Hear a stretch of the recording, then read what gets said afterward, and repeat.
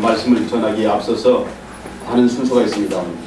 제가 말씀 증거해야 할 그 내용들이 너무 많고 시간이 쫓기기 때문에 앞에서 모든 순서를 생략하고 바로 말씀을 진행하겠습니다.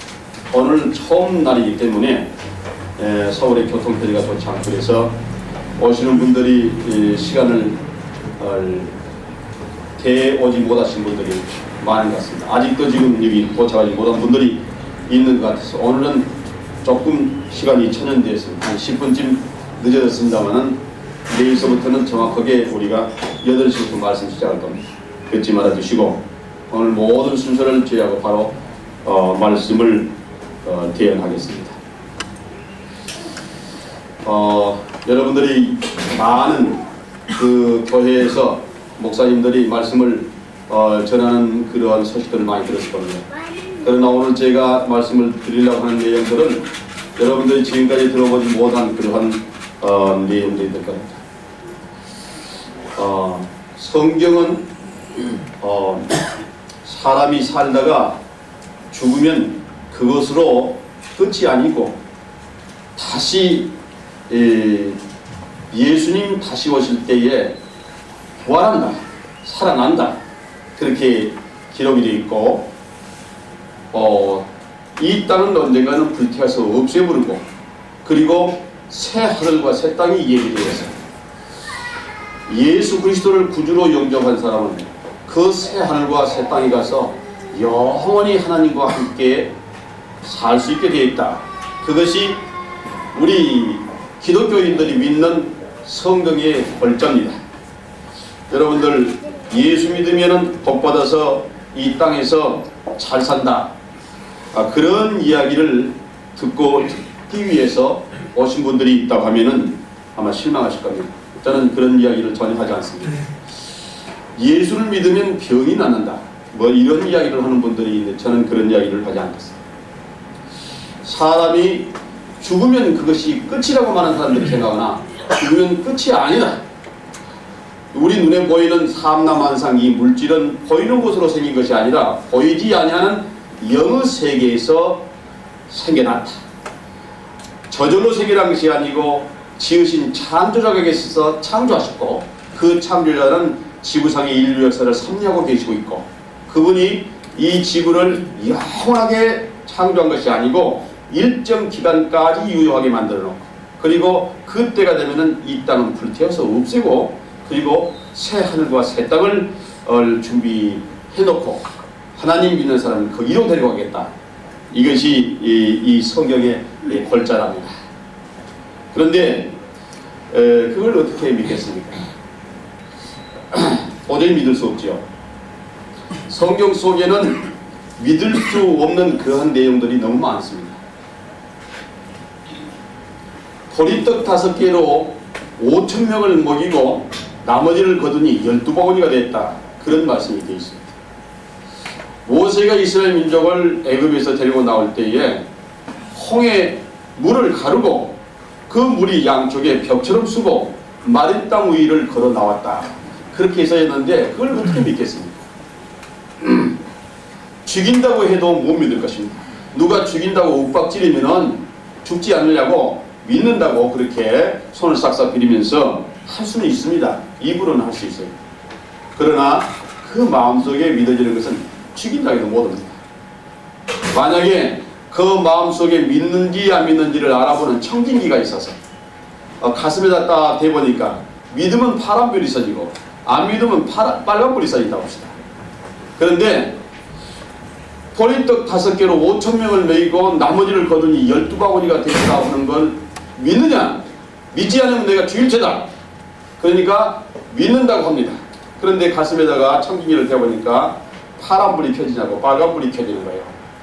너 지금 믿으면 파란불이 켜져야 되는데 입으로는 믿는다고 하나 여전히 빨간불이면 그냥 안 믿는구만.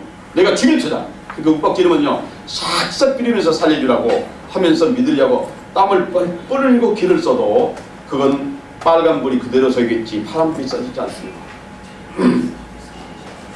그렇게 믿으려고 다니는 기독교인들이 굉장히 많이 있습니다. 그렇게 믿는 건 아니랍니다. 내가 아무리 믿지 않으려고도 믿어져 버려야 되는 거죠. 왜 그러냐? 그건 이치에 맞고 믿어질 만한 근거가 있기 때문에 나는 안 믿으려야 안 믿어서 없게 되는, 그렇게 믿어지는 것이 믿음이라고 합니다. 제가 오늘서부터 말씀 전하려고 하는 것은 그렇게 여러분들이 믿을 때 말씀을 전하려고 합니다. 보리떡 5개가 5,000명을 먹이고 나머지 거두니까 12바울이 했는다. 예수님이 십자가에서 죽으시고 무덤에 묻혔는데 3일 만에 다시 살아나서 부활을 성취하셨다. 그것이 믿어져야 되는 것이죠. 어떻게 믿을 수 있느냐? 근거 있으니 믿어질 것입니다. 그러나 그런 것들은 아무리 우리가 지금 여기서 따져봤던들 여러분들 마음에 믿어지지 않습니다. 성경에는 그렇게 어려운 것만 있느냐? 아니라 정말로 이것은 분명히 맞지 않느냐? 이렇게 여러분들은 제시하면은 여러분들이 도저히 부인할 수 없는 그런 내용들이 많이 있습니다. 그러므로 제가 오늘 말씀드리려는 내용은 이렇게 말씀드리려고 합니다. 또 다른 나무 한 그루가 서 있는데 그 나무 높이를 알아야 됩니다. 너무 나무가 높고 끝이 가늘어서 올라가서 질 수가 없습니다. 반드시 알아야 됩니다. 그런데 이 나무 높이를 올라가 보지 않고도 재는 방법이 있습니다. 어떻게 올라가 보지 않고 잴 수가 있느냐? 막대기를 1m짜리를 막대기를 땅에다가 고추 세웁니다. 수직으로 똑바로 세우는 거예요. 1m짜리 잴 수 있으니까 재지요. 그리고는 그림자를 재봤더니 그 그림자가 50cm라. 그러니까 실물보다도 그림자 길이가 반밖에 안 된다는 사실을 알았어요. 남은 막대기 길이를 잴 수 있잖아요. 그리고 그림자 잴 수 있습니다. 그리고 이제 나무를 올라가지 않으더라도 그 나무의 그림자를 잴 수 있습니다. 평평하게 생겨서 재보니까 그 나무의 그림자가 30m나 됩니다. 그러면 올라가 보지 않았다고 하더라도 그 나무는 정확하게 60m가 되는 겁니다. 그림자의 배가 돼야 됩니다. 저 나무 높이는 60m다. 여보시오, 당신 올라가 보지 않고 어떻게 그 나무가 60m를 알아? 안 올라가 보더라도 1m짜리의 막대기의 그림자가 50cm, 그림자가 실물의 반밖에 안 된다는 것을 알았는데 이 나무의 그림자를 재보니까 30m 아닌가? 그러므로 실물은 그 그림자의 배가 돼 60m다. 이 제 말이니까 맞는 거예요. 예? 당신 예수님 봤어? 여러분들 나한테 물어보면 저는 보지 않았습니다. 당신의 고조 할아버지 보셨습니까? 못 봤습니다. 그럼 당신 고조 할아버지가 계셨는지 안 계셨는지 믿습니까? 안 믿습니까? 믿지요. 고조부가 안 계시면 징조부가 안 계시고, 징조부가 안 계시면 조부님이 안 계시고, 조부님이 안 계시면 아버지가 안 계시고, 그러면 내가 이 땅에 태어날 수가 없지요. 그러니 내가 고조부를 못 봤다고 하더라도 내가 이 땅에 태어났다고 이 땅에 존재한다는 것은 고조부가 계시다는 것을 분명히 증명하고 있다. 무엇이 증명하느냐? 내가 땅에서 숨쉬고 살아있다는 그 존재가 바로 고조부가 살아계시다는 것을 증명하는 것이다. 고조부를 못 봤지만 내가 살아있다는 것이 고조부가 계시다는 것을 증거가 분명하다. 나무에 올라가 보지 않았지만 1m짜리의 막대기의 그림자가 50cm, 그리고 이 나무의 그림자가 30m, 그러므로 올라가 보지 않았다도 이것은 60m 틀림없다.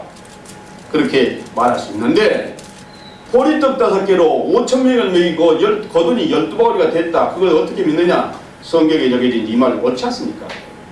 이 말을 어떻게 이렇게 적어놓을 수가 있느냐? 지금 과학 문명이 발달해서 겨우 할 수 있는 그러한 말, 아주 옛날에 우리의 과학 문명이 굉장히 원시적일 때 적혀진 어떤 성경 말씀을 보니까 현대 과학으로나 겨우 알 수 있는 그런 말들이 이 성경 속에 적혀 있는 거예요. 그리고 이걸 어떻게 적었을까? 근데 성경 적은 사람들이 뭐라고 하니? 이것은 나의 세상 살아온 내 인생 경험으로 적은 것이 아니다. 그렇게 말하고 있습니다. 뭐 어떻게 적었느냐? 하늘과 땅을 지으신 창조자 하나님께서 어느 날 영으로 하여금 나를 깨닫게 해줬다. 그렇게 말하고 있으니까 그 말이 맞는 것으로 봤을 때 그들의 증거가 맞은 것입니다. 그런 성경 말씀을 몇 군데 보시겠습니다. 먼저 다니엘서 봐요. 다니엘 12장.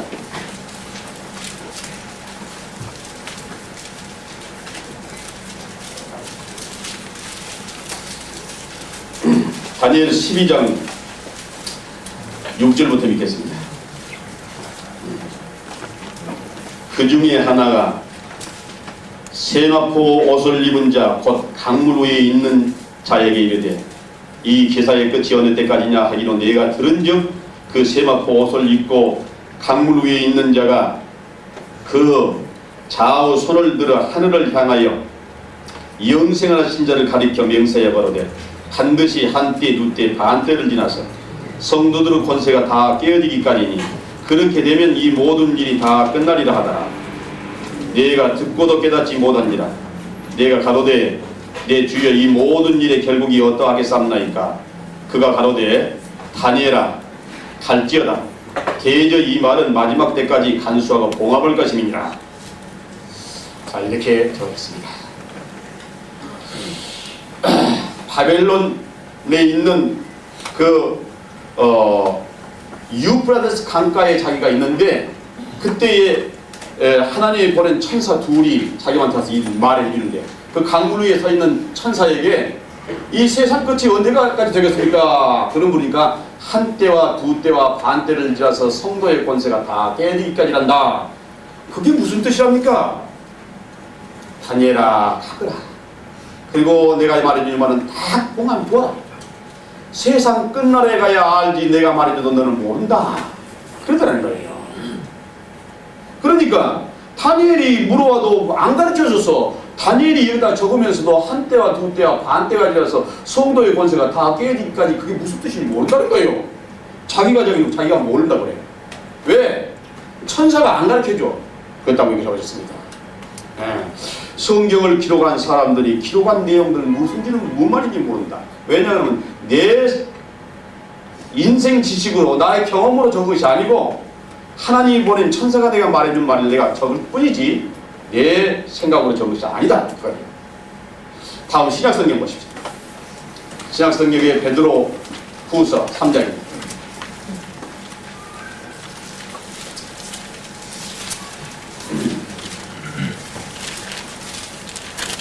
베드로 후서 3장 1장 먼저 보겠습니다. 1장 20절입니다.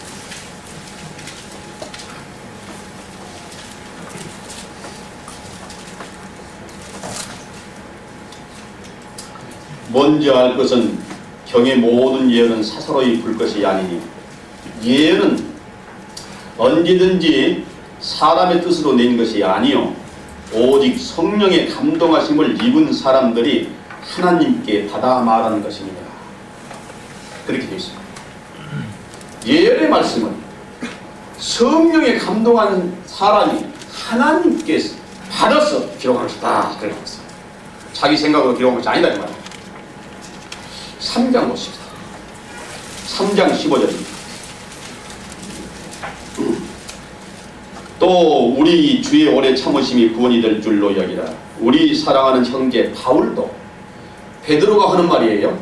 이게 바울 사도가 쓴 내용을 말합니다. 우리 사랑하는 형제 바울도 그 받은 지혜대로 너희에게 이같이 썼고 또 그 모든 편지에도 이런 일에 관하여 말하였으되 그 중에 알기 어려운 것이 들어있으니 무식한 자들과 굳세지 못한 자들이 다른 성경과 같이 그것도 억지로 풀다가 스스로 멸망에 이르느니라. 그렇게 말합니다. 바울이 써는 그 서신서를 베드로가 읽어보니까 모르는 내용이 많다는 말이에요.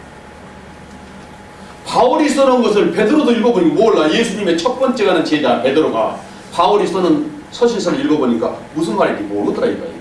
왜 그러냐? 그 바울이 하나님으로부터 받아 적은 것이니까 베드로 자기도 읽어보니까 모른다는 거예요. 이렇게 말하고 있습니다. 베드로는 이 모든 예언의 말씀을 하나님께서 받아서 자기도 적었다 그렇게 말하는데, 자 3장 10절을 읽어봅니다. 10절에 이렇게 말하고 있습니다. 그러나 주의 날이 도적과 같이 오리니 그날에는 하늘이 큰 소리로 떠나가고 체질이 뜨거운 불에 풀어지고 땅과 그 중에 있는 모든 것이 드러나리라. 이 모든 것이 이같이 풀어지리니 너희가 어떤 사람이 되어야 마땅하니 거룩한 행실과 경건함으로 하나님의 날이 임하기를 바라고 간절히 사모하라. 그날에는 하늘이 불에 타서 풀어지고 체질이 뜨거운 불에 녹아지리라. 하늘이 큰 소리를 내면서 없어져 버린다는 거예요. 그리고 이 땅덩어리가 녹아서 없어져 버린다는 거예요. 여기 나오는 체질이라고 하는 말, 영어 성경에 제임스 역본에 보면 엘레멘트라고 되어 있습니다. 원소란 뜻이요. 원소가 녹아서 없어져 버린다고 그랬어요. 그러니까 이 지구는 완전히 가스로 분해돼서 없어진다는 거예요. 그럴 날이 분명히 온다고 말씀합니다. 그런데 그 다음에 13절 뭐라고 했습니까? 우리는 그의 약속대로 의에 거하는 바 새 하늘과 새 땅을 바라보다. 이 땅은 없어져 버리는데 그러나 새 하늘과 새 땅이 예비되어 있다. 그렇게 말해요. 이 베드로는 갈릴리 호수에서 고기 잡던 어부입니다. 그 인간 어부 베드로가 뭘 한다고 하늘이 큰 수로 떠나가고 그 이 땅덩어리가 풀어져 없어진다는 거예요. 예? 우리가 어떻게 그걸 믿겠습니까? 정말 베드로가 과연 하나님에게 받아 말했는지 그런 근거가 이 성경 속에서 나와야 됩니다. 그걸 여러분들한테 제시해 보려고 합니다. 자, 이제 욥기서를 봅시다.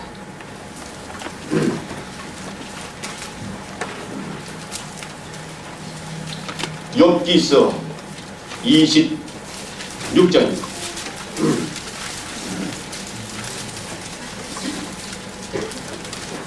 욥기 26장 7절 읽겠습니다. 그는 북편 아래를 허공에 펴시며 땅을 공간에 다시며 물을 빽빽한 구름에 싸시나 그 밑이 구름이 찢어지지 않느니라. 이런 말이 써있습니다. 그는 북편 아래를 허공에 펴시며 땅을 공간에 다시며. 땅이 공간에 달려있죠. 여러분들 우리가 살고 있는 땅덩어리가 공간에 달려있다는 것은 다 믿으시죠? 자, 우리 한번 땅덩어리 한번 보십시오.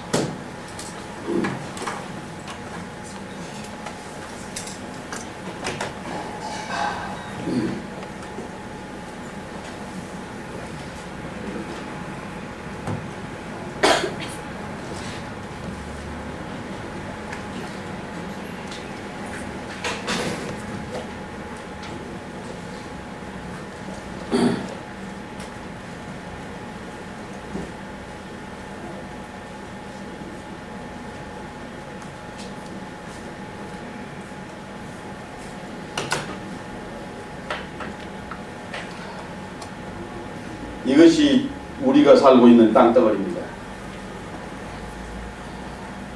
이것이 우리가 사람이 살고 있는 지구덩어리라고 하는 것을 여러분들 아무도 의심하지 않지요? 예. 우리가 보름달을 쳐다보니까 노란 보름달이 하늘에 중천에 둥실 떠 있습니다.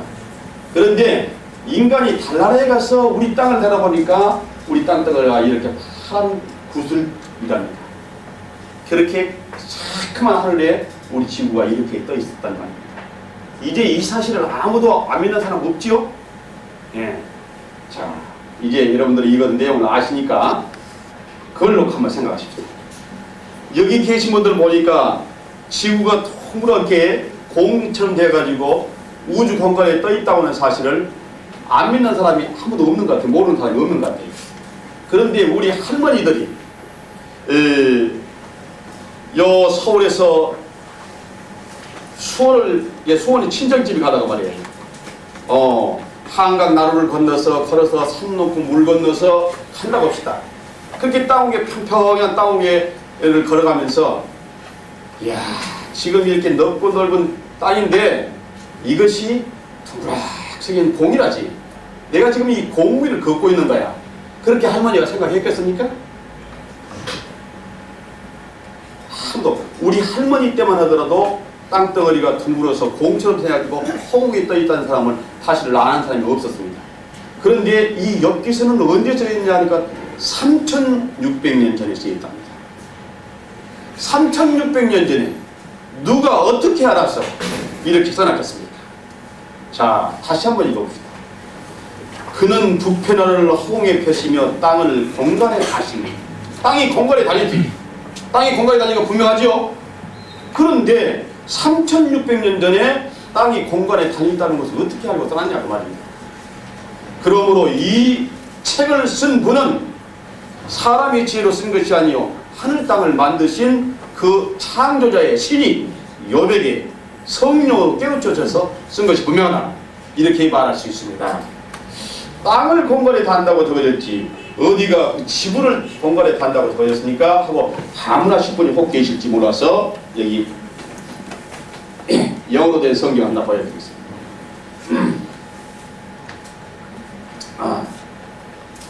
욥기 26장이 제임스 욥본이라는 킹 제임스 본이라는 이 영어 성경이 이 성경 가운데 가장 정확하다는 성경인데 이 성경 제가 보여드립니다. 영어를 알만한 분들이 많이 계시니까 한번 제가 보여드릴게요.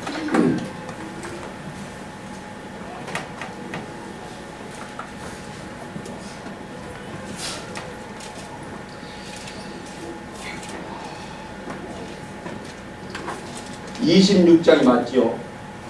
욥기입니다. 욥이 맞죠? 욥기 25, 26, 27. 그런데 26장입니다. 26장 7절. 뭐라고 여기 되어 있습니다. He stretches out the north of the empty space and hangs the earth upon nothing. 그랬죠? 빨간 줄거리인데 the earth 다 지구라고 여러분들 다 아시거든요. 지구를 허공에 걸어놨다. 그렇게 써있습니다. 땅은 공간에 달아놨다고 어디가 지구를 걸어놨습니까? 여기 분명히 영어 성경에는 지구를 걸어놨다고. 그는 두 편을 허공에 펴시며 땅을 공간에 가십니다. 땅을 공간에 달아놨다. 그 누가 그걸 알 수 있느냐? 3600년 전에 누가 알 수 있느냐? 이것을 만드신 하나님만 알 수 있는 말이 여기 기록이 되어 있습니다. 그렇기 때문에 이것은 욥이 자기 개인, 자기의 사람의 지혜로 쓴 것이 아니고 하늘 땅을 지으신 창조자가 주신 그 영광을 받아서 쓴 거다. 그렇게 제가 말을 합니다. 다음에 이사야서를 한번 보십시오. 이사야서 2장.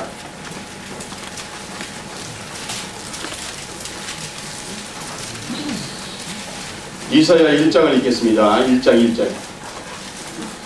유다와 무시아와 요담과 아하스와 히스기야 시대의 아모스의 아들 이사야가 유다와 예루살렘에 대하여 본 이상이다. 이사야 선지자가 이스라엘 왕 4대를 거쳐서 우시아, 요담, 아하스, 히스기야 4대를 거쳐서 많은 환상을 봤어요. 한 번 본 거예요. 여러 차례 본 거죠. 하나님께서 환상을 보였다는 말입니다. 그 환상을 본 것을 쭉 기록해 놓은 거예요. 환상을 보인 거 아니라 하나님께서 또 말씀을 해줬어요. 2장 보십시오. 2장 1절. 아모스의 아들 이사야가 받은 바 유다와 예루살렘에 관한 말씀이다. 하나님께서 말씀해 준 말씀입니다. 이것들 이가 쭉 적었습니다. 그러므로 이사야서 1장부터 끝까지 기록된 말은 이사야의 자기 생각이 아니요 하늘과 땅을 지으신 하나님이 우리 인생을 섭리하는 자기의 계획서를 이사야 선지자가 환상으로 보여주고 말씀으로 말해준 것을 받아 적었다는 거예요. 그런데 이렇게 나가다가 50장에는 수치 이렇게 말합니다. 50장 보십시오.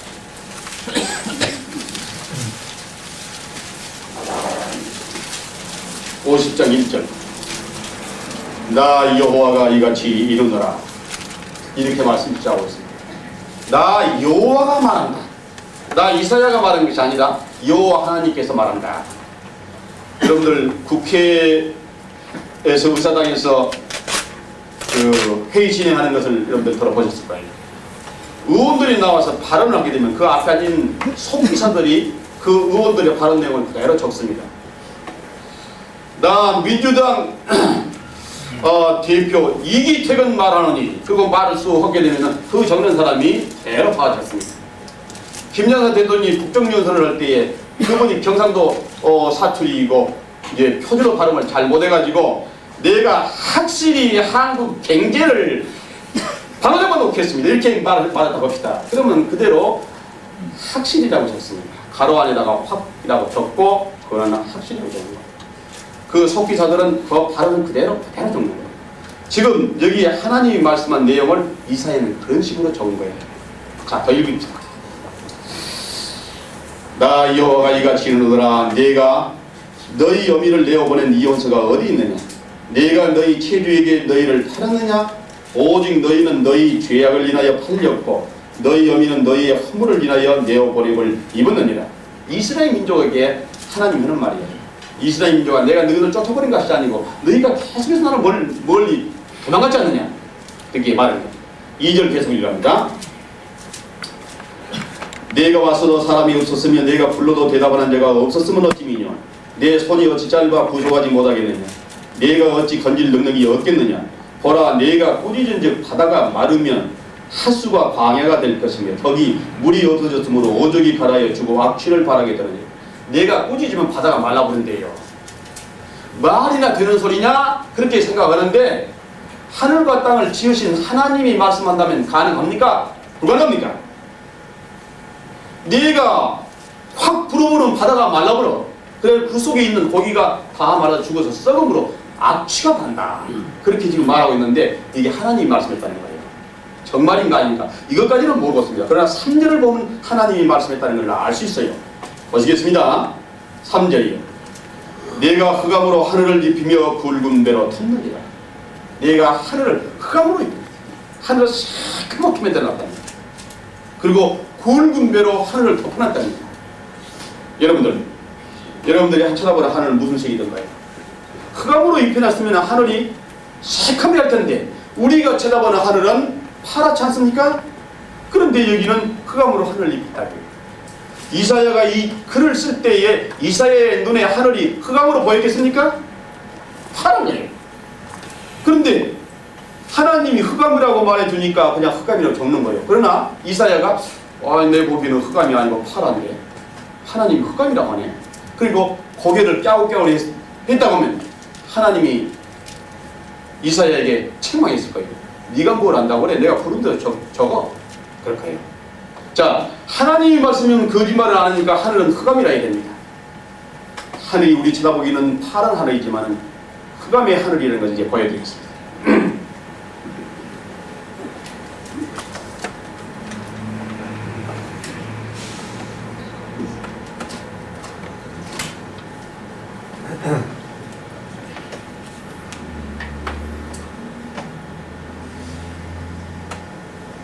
보시다시피 지구 대기획이라고 써있죠. 이거 예수 믿는 사람들이 전도하기 위해서 만든 테이프가 아닙니다.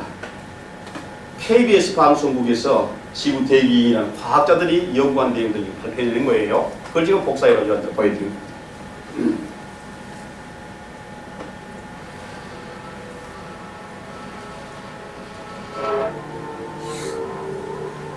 우주선이 출발합니다.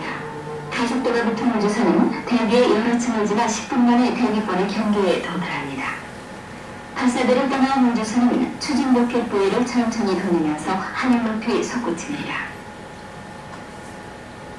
우주선이 창을 통해 내다본 바깥의 풍경은 가히 매력적입니다. 구름낀 대기의 하부층, 즉 공기의 밀도가 높은 층에 빠져나오니까 하늘의 색깔이 갑자기 어두워집니다. 우주선이 도달한 고도는 약 10km. 대기 중에 먼지나 수증기들은 이미 찾을 수 없습니다.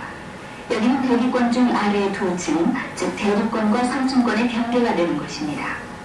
우주선이 빠른 속도로 상승하기 때문에 공기는 점점 희박해지고 있습니다. 우주선 창밖의 모습이 이처럼 극적으로 바뀐다는 것은 다시 말해서 지구의 대기가 별로 두껍지 못하다는 것입니다. 지구상의 공간을 움직이고 있는 사람을 비롯한 수많은 생명체들은 이렇게 자, 보세요. 여기 우리가 쳐다보는 하늘은 이 파란색이 여기까지밖에 보이지 않습니다. 그래서 하늘이 파랗다고 그러는데 이 파란 이걸 오존층이라고 하고 이 오존층을 벗어나면 이 하늘은 이렇게 끝없이 새카만 흑암입니다. 그러므로 하늘을 흑암이라고 해야 맞습니까? 파랗게 해야 맞습니까? 흑암 맞지 않습니까? 그러나 이사야가 저 대기권을 벗어나서 흑암의 하늘을 봤습니까? 보지 못했습니다. 그러므로 이 성경에 기록된 것은 이사야의 자기 인간의 지혜로 기록한 것이냐 우주를 창조하신 하나님의 지혜로 기록된 것이냐 그럴 때 분명히 창조하신 하나님의 말씀이구나 그렇게 말했습니다. 좀 더 보십시오. 살고 있는 것입니다. 많은 이러한 석가루들까지 지표면을 괴롭혔을 것입니다. 지구의 대기는 지구를 둘러싸고 있는 푹신한 다음과 같은 황태입니다. 지구에서 생명들 보세요. 요 지금 새벽에 동이 든 무렵입니다. 여기에 동이 뜨고 있는데 요 밑부분은 지구예요. 요거는 빛이 안 비치니까 깜깜하게 보이고 있고 여기는 하늘입니다. 여기 파란 것이 오존층이에요. 요 파란 오존층 밑에서 쳐다보기 때문에 이거밖에 안 보여서 하늘은 파랗다고 우리 인간들은 그런답니다. 그러나 이 오존층 대기권을 벗어나면 끝없이 검은 하늘이 헛것이 펴져 있습니다. 그러므로 하늘은 흑암이 맞습니다. 그러나 이 이사야가 이 책을 쓰는 무렵에는 지구상에 어떤 인가도 아무도 하늘이 흑암이라는 걸 몰랐던 거예요. 그런데 하나님께서 이렇게 이사야 선지자에게 내가 흑암으로 하늘을 입혀놨다 이렇게 써 있습니다. 그러므로 이것은 분명히 하나님께서 하신 말씀이 틀림없습니다. 그런데 자, 하늘이 흑암인 것은 좋는데 내가 굵은 배로 입혔다 그래놨어요. 내가 하늘을 흑암으로 덮으며 굵은 배로 입혔다. 무슨 굵은 배로 입혔는가? 그것이 의문이지요. 자, 어떻게 해서 굵은 배로 입혔는가를 한번 보여드리겠습니다.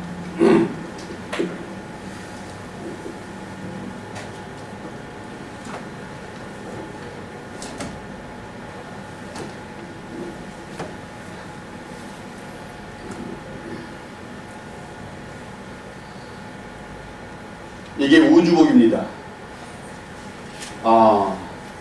우주에 나가려면 이 우주복을 입지 않으면 안 되죠. 우리의 기압이 너무 나버려서 혈관이 터져서 죽기도 하고 너무 추워서 몸이 얼어서 죽기도 합니다. 그러나 또 중요한 것이 있는데 여기 보십시다. 이 어깨 부분에 보니까 천이 어떻게 되느냐면 열겹으로 되어 있죠. 근데 이 열겹으로 있는 천이 무슨 역할을 한다고 그러냐면은 여기 보세요. 방사선으로부터의 몸을 지켜준다. 우주에는 태양 등에서 방사되는 사람에게 해로운 해를 끼치는 방사선이 많이 있다. 방사선에서 사람의 몸을 보호해주는 것도 우주복의 역할을 한다. 이렇게 되어 있습니다. 태양에서 나오는 방사선이요. 아주 우리 몸에 대단히 해로운 방사선이 우리 몸에 비춰옵니다. 그러므로 저 우주 밖에 나가게 되면 그 방사선이 우리 몸에 오는 거예요. 여러분들 암 환자들을 치료하기 위해서 방사선 치료한다는 말 들었죠. 그 암세포를 죽일 뿐만 아니라 성한세포도 죽이기 때문에 머리가 다 빠지잖아요. 그 방사선이 아주 무서운 것입니다. 그런데 저 우주에 나가려면 태양에서 오는 아주 무자비한 그 방사선이 비치기 때문에 그 방사선 노출돼서 사람이 죽음으로 그 방사선을 막기 위해서 저 우주복을 입는다. 그렇게 되어 있습니다. 그런데 우리 땅 위에 이렇게 앉아있는 사람 아무도 우주복을 입지 않고도 살아있습니다. 왜 그럴까요? 왜 그러냐? 그러면은 이 지구에 커다란 우주복이 입혀져 있고 그 우주복 속에 저와 여러분들이 지금 앉아있는 것입니다. 그렇기 때문에 앉아있는 거예요. 그게 두꺼운 배입니다. 하나님께서 큰 배로 덮여놓은 거예요. 나일론실이나 명주실이나 그런 곳으로 짠 것이 아니고 눈에 보이지 않는 천이 그걸로 해서 방사선이 지구에 못 들어오게 막아놓은 그런 것이 있습니다. 그게 뭐냐? 그러니까 이렇게 해서 막는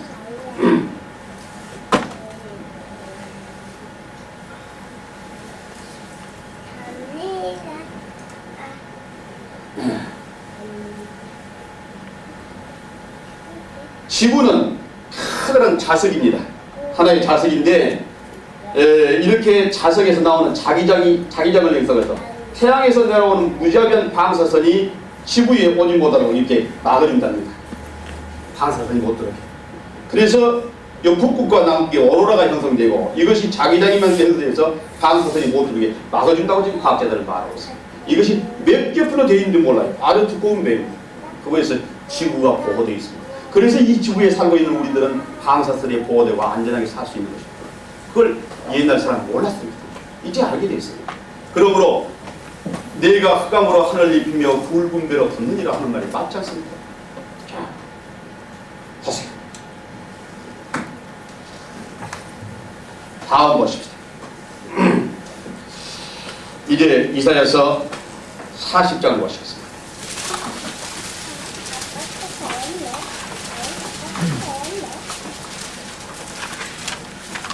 40장 22절입니다.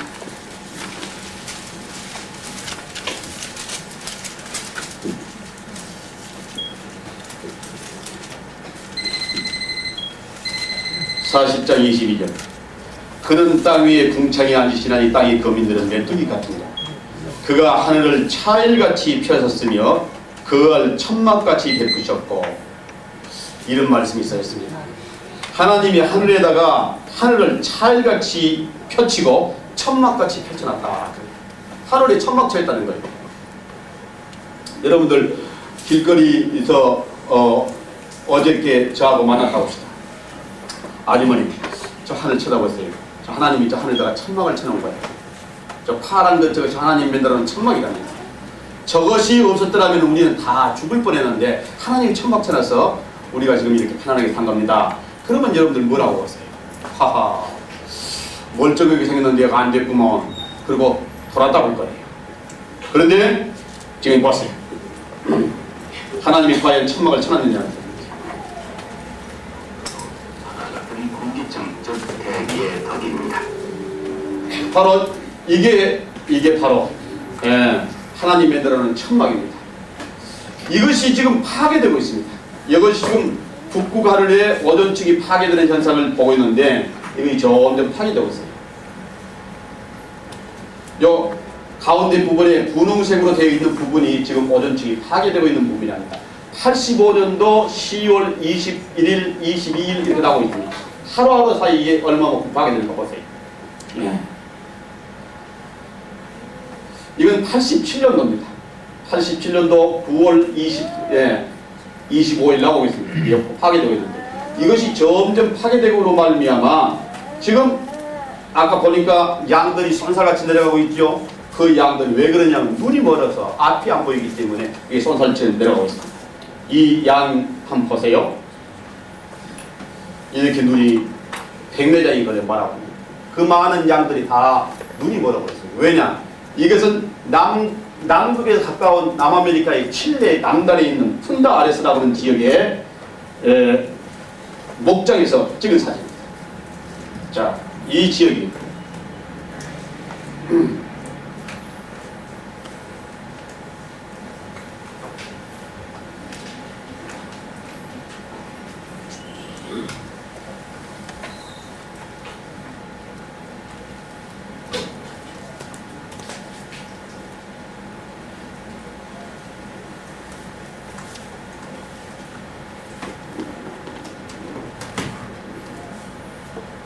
뭐라고 써 있습니까?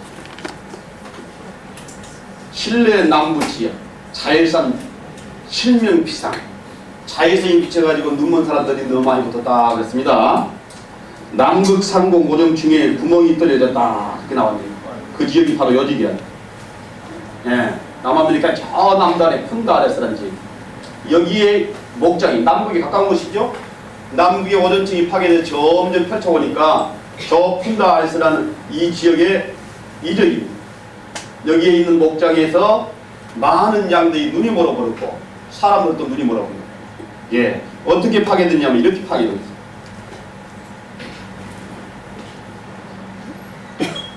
뭐라고 써 있습니까?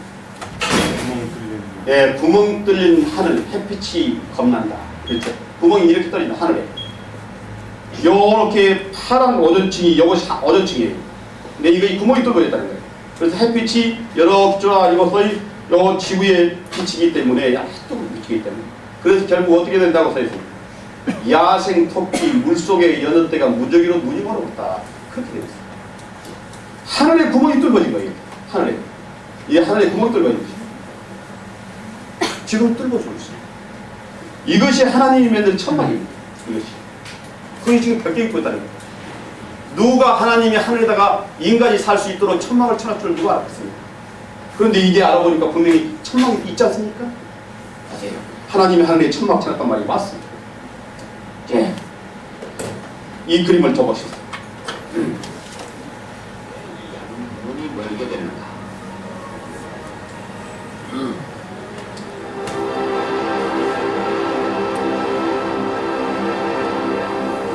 흰색으로 보이는 둥그런 띠, 마치 외투처럼 지구를 둘러싸고 있는 이 막이 바로 오존층입니다.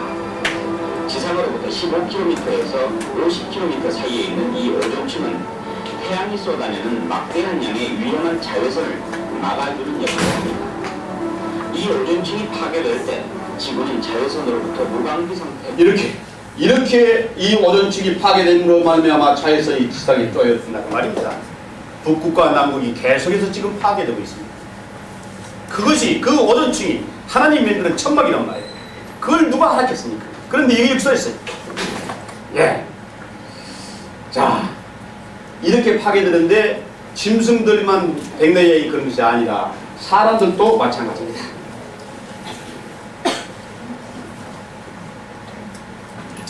여기 이 사람들은 지금 코에다 반창고 바르고 있지요.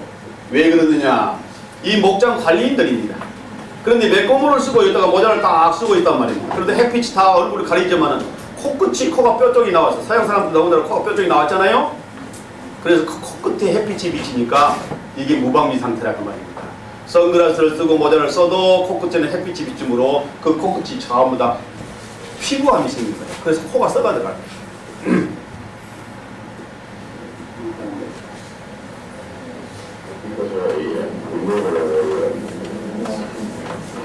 오전중 파괴에 의해 자외선 증가하면서 조금으로 피부암 증상들이 속도수익으로 빠지고 있다. 코에 피부암이 많이 걸리는 이유는 코에 햇빛이 가장 많이 닿기 때문이다. 조기발전하는 치료에 기름기는 피부암은 중심이 심하고 한번 투자하면 멈추지 않는 것이 특징이다. 결국 이 환자는 죽고 말 것이다. 이 환자는 결국은 이걸로 해서 죽고 만다고. 이렇게 자외선이라는 것이 굉장히 무서운 광선이고 그 오존층이 이 무서운 광선을 막아주고 있는데 이것이 지금 파괴되고 있다는 거예요. 하늘이 지금 벗겨지고 있는 것입니다.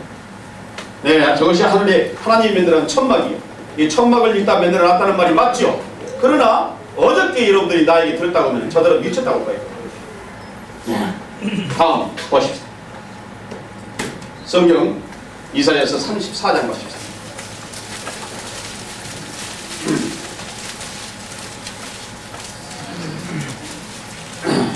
34장 4절입니다.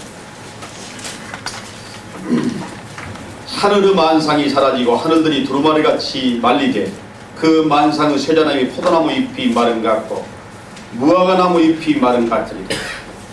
이렇게 되어 있습니다. 하늘이 두루마리같이 말린다는 거예요. 두루마리. 예. 종이를 뚜루를 마른 것처럼 하나님이 하늘을 이렇게 말아 가본다는 거예요. 오늘 낮에 제가 여러분들 만나가지고 그렇게 하면 뭐라고 그랬습니까? 여보세요, 선생님. 저 하늘 말입니다. 저 하늘이 뚜루를 어느 날 말려져 가버린 날이 옵니다. 이 사람이 이게, 응? 정신 나간 사람 같다고. 그럴 겁니다, 틀린 것이. 예? 그런데 이렇게 돼 있어요. 자, 아까 보는 바와 같이 하늘이 구멍 뚫고 있다고 했잖아요? 거기다가 저거에 왜 저렇게 파괴되느냐 하니까 플레온 가스에 의해서 파괴된답니다. 우리가 화학 기호로 말하게 되면은 브라이어마 탐소라고 하는 거예요.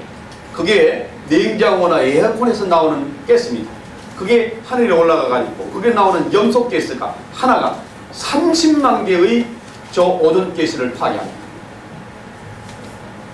그게 올라가서 지금 파괴하고 있는데 만약에 여기서 플레온 가스를 압축한 그 액화가스로 만들어가지고 폭탄을 만들어서 확 쏘올려가지고 저 오존 중에서 펑 터지게 하면 일시에 나오는 플레온 가스에서 요란한 소리가 확 하고 나면서 화학 반응을 일으키고 저 파란 하늘은 싹 사라지고 검은 하늘이 확 보일 것이며 뜨거운 자외선이 거기서 내려 쪼일 것입니다. 내려 쪼여서 지상에 내려 쪼임으로 말미암아 피부암을 발생하고 노화 현상이 촉진되며 저 광합성 작용이 중지되어 버리기 때문에 곡물이 생산되지 않냐고 바다에 있는 플랭크톤을 다 죽여서 모기의 고리가 끼는 바닷속에 있는 모든 생물이 죽어버립니다.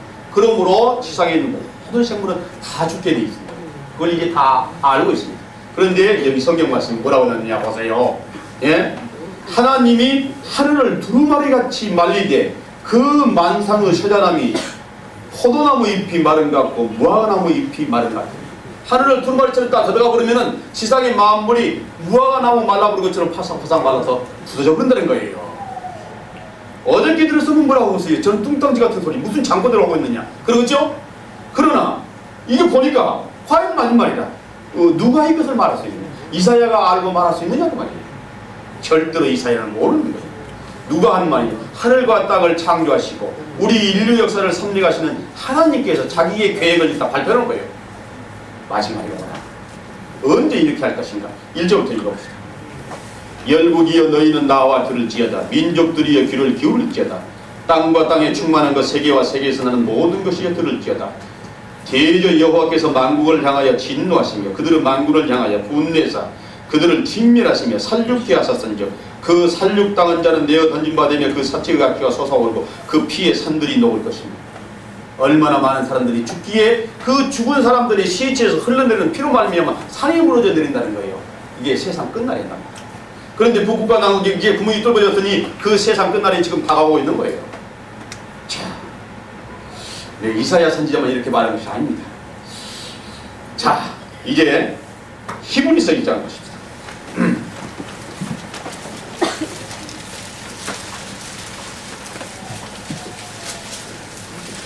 히브리서 1장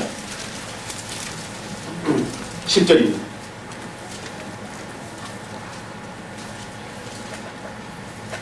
신약성경 353페이지입니다. 1장 10절. 주여 태초에 주께서 땅에 기초를 두셨으며 하늘도 주의 손으로 지으신 바라. 그것들은 다 멸망할 것이나 오직 주는 영존할 것이요 그것들은 다 옷과 같이 낡아지니 의복처럼 가입을 것이요. 예. 하늘도 땅도 다 나가지고 없어진다는 거예요. 그런데 그것들은 다 옷과 같이 낡아지는 의복처럼 가있는데요. 어제 들었으면 뭐라고 봤어요? 웃긴다고 했죠? 저 오존층이 파괴됨으로 거기에서 자외선이 못 들어가기 위해서 그것을 방지하려고 인간들이 지금 노력하고 있는데 어떻게 하냐? 오존층은 파괴했어요. 그걸 다시 생성시킬 수는 없으므로 전파를 보내서 전파 커튼을 만들어서 거기에 자외선이 못 들어가게 하려고 합니다. 하나님이 그걸 보고 어떻게 되겠어요? 구멍이 푹 뚫어졌으니 거기에 다른 천으로 되어 있어요. 옷이 떨어졌으니까 이 하얀 천이 없어서 다른 노란 천을 갖다 대고 있다. 꼬맹 구멍이 이게 누덕누덕 하는 것처럼 하나님께서 그렇게 한다고 여기 적어졌어요. 이제 그렇게 되고 있습니다. 다음 다른 성경 보세요. 아까 봤던 베드로 후서 3장. 베드로 후서 3장 10절.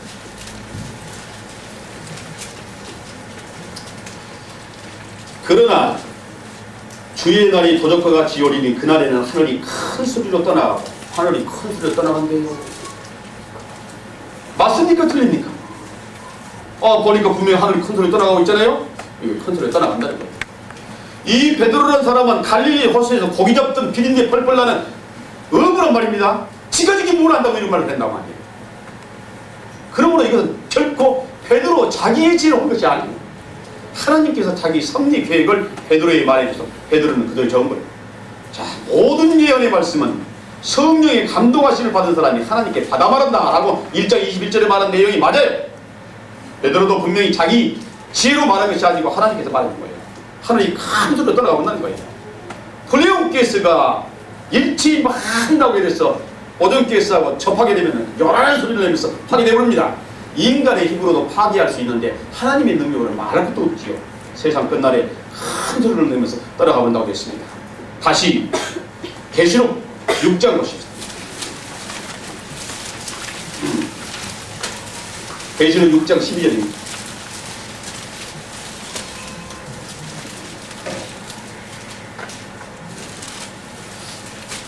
내가 보니 여섯째 인을 떼실 때에 큰 지진이 나며 해가 총당같이 검어지고 온 달이 피같이 되며 하늘의 별들은 무화과 나무가 대풍에 흔들려 선 과일이 떨어지는 것 같이 땅에 떨어지며 하늘은 종이축이 말리는 것 같이 떠나가고 아까는 두루마리 말리는 것 같이 말린다고 하니 이제는 하늘이 종이축이 말리는 것 같이 떠나간다고 했어요. 예?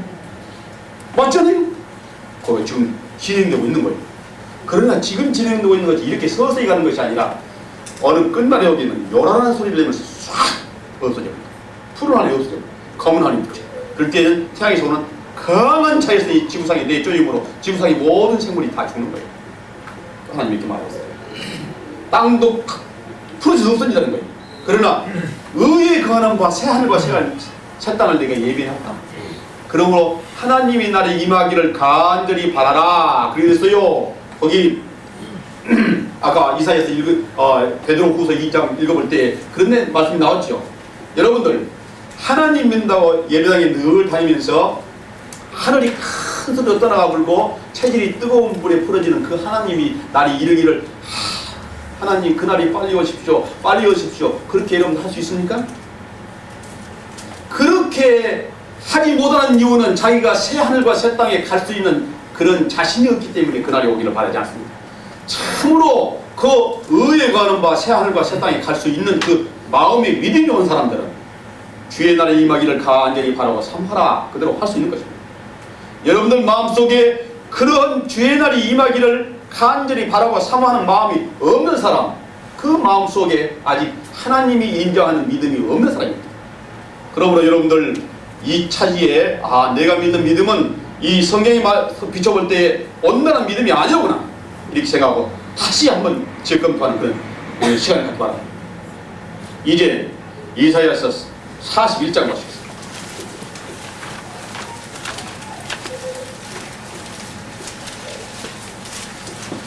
이사야 41장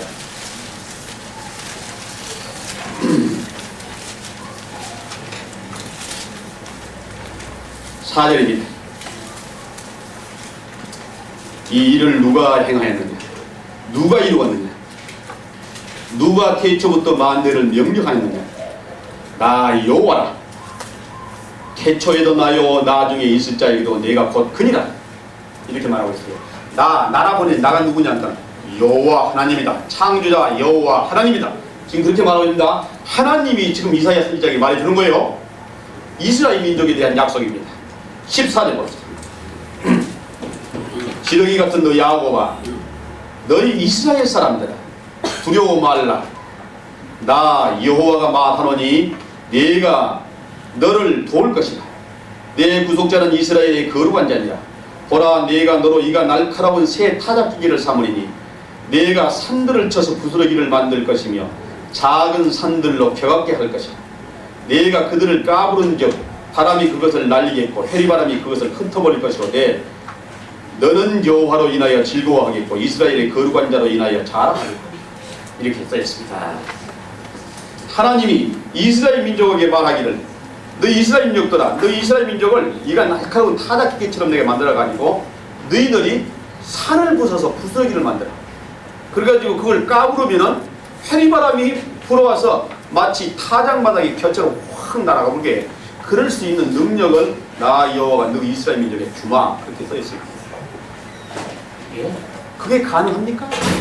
산을 부숴가지고 부스러기를 만들어. 그래서 까부르니까 해리바람이 와서 타작마당이 곁처럼 확 들어가 버릴게. 그럴 수 있는 힘을 나 여호와가 너 이스라엘 민족에 주마 그 말이에요.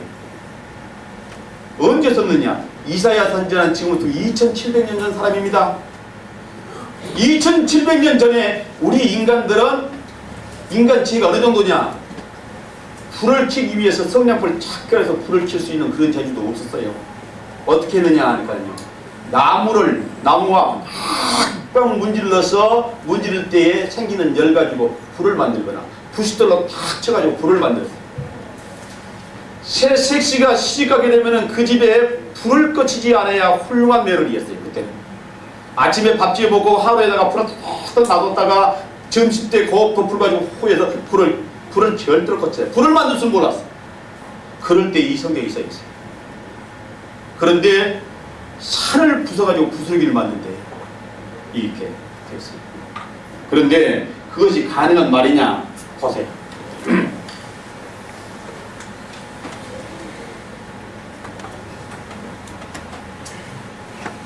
자, 이제는 사람들이 산을 쳐서 부스러기를 만들 수 있게 되었습니다.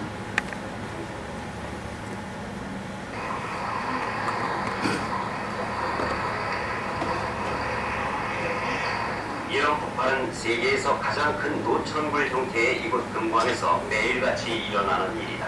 다시 한번 돌려서 보십시다.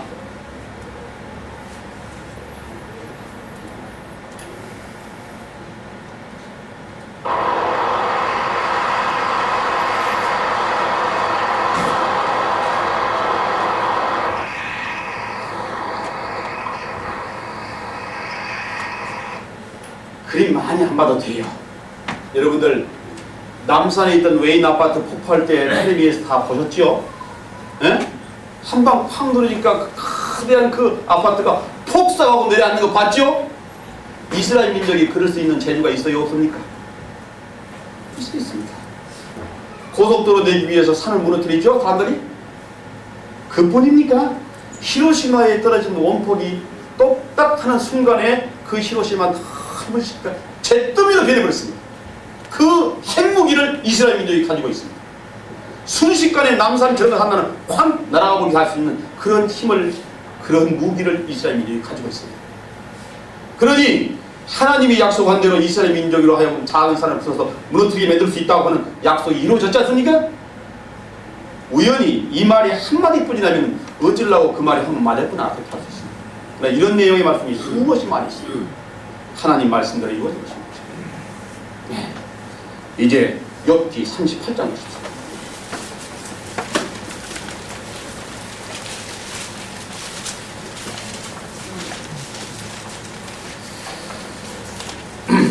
욥기 38장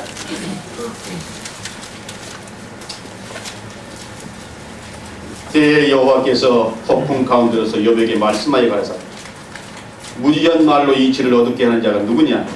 너는 대장부처럼 허리를 묶고 내가 내게 묻는 것을 대답할지니 내가 땅에 기초를 놓을 때에 네가 어디 있었느냐? 내가 깨달아 알았거든 말할지니라. 이렇게 말하고 있습니다. 폭풍 가운데서 여호와 하나님이 지금 욥한테 하는 말입니다.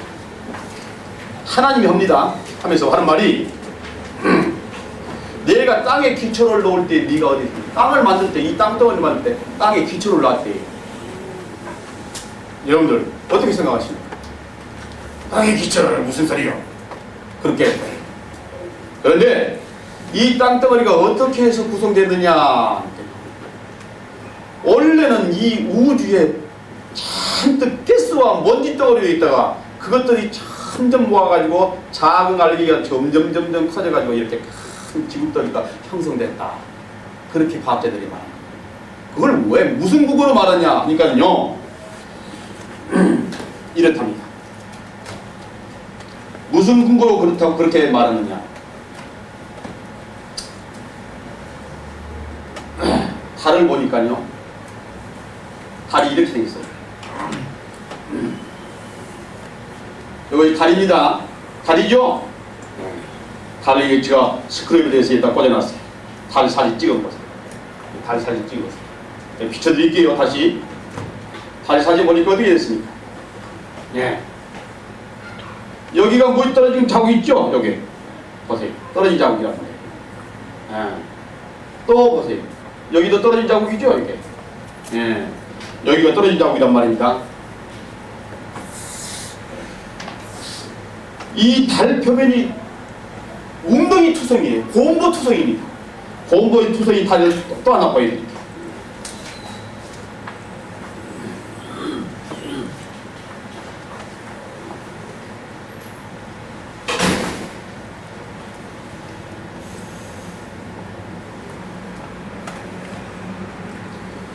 이게 뉴턴 과학이라고 우리 한국에서 나온 최고 권위 있는 과학 잡지입니다. 이 과학 잡지에 나오는 달 사진을 보여드릴게요. 어떻게 되어 있습니까?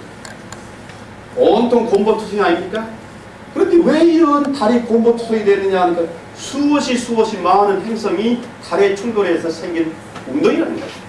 그러므로 그것들이 충돌해서 이런 큰 달을 만들었으므로 원래 달은 작았다고 말합니다.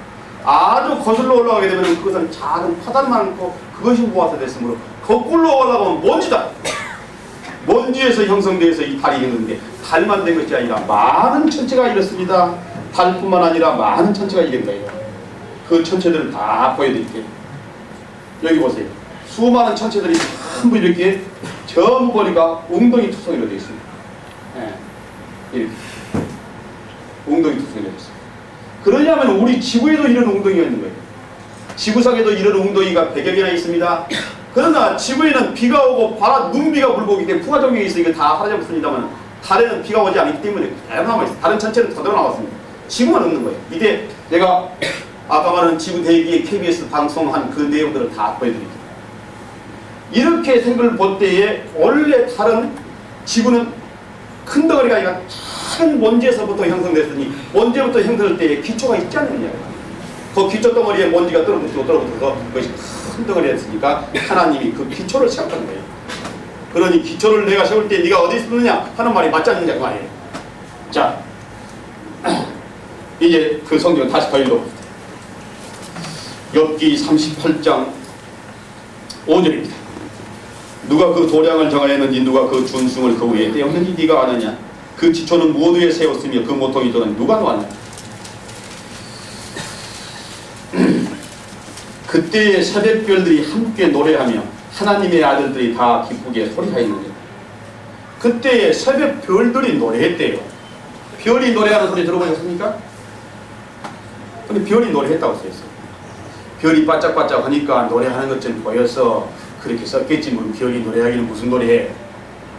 하나님 거짓말 안 씁니다. 별이 분명히 노래합니다. 자, 별이 노래한다는 것을 인간이 알아냈습니다.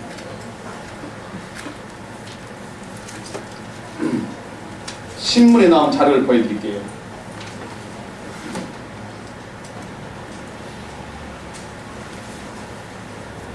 뭐라고 써 있습니까? 보이조호라고는 우주 탐사선을 우주에 쏘았을 때에 나온 신문입니다. 뭐라고 써 있습니까? 신비의 소리의 경탄. 신비의 소리가 나왔어요. 어디서? 보이조호가 토성을 지나가려고 할 때 신비한 소리가 나왔습니다. 자, 그 내용을 구체적으로 한번 읽어봅시다.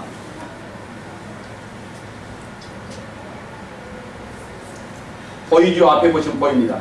이번 토성 탐사의 가장 큰 소득은 머나먼 토성 주위의 우주 속에서도 소리가 존재한다는 사실의 발견이다. 미국의 페사디나 제트 추진 연구소의 과학자들은 보이조 2호가 보내온 자료를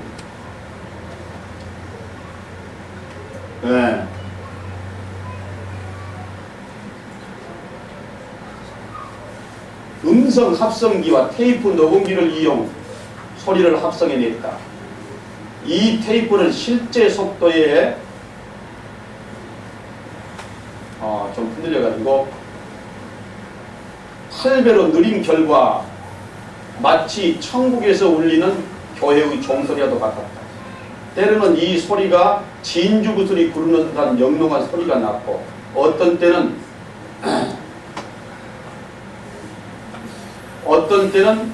은은한 불닭의 종소리와도 같았다. 그렇게 나와 있습니다. 자, 토성을 우주 탐사선 보이저가 지나갈 때 거기서 아주 한가운 음악 소리가 흘러내왔다는 게 미국의 나사 본부에 그 소리가 들려왔습니다. 하하, 별들이 노래하는구나 하는 거 다 안 거예요. 그게 저기 나왔어요. 이거 이 별들이 노래한다고 써있으니 이게 뭔 별 노래하느냐 했더니 별이 노래하는 합시다 해요. 그러므로 이 욥기서는 폭풍 가운데서 하나님이 한 말이 틀림없어요.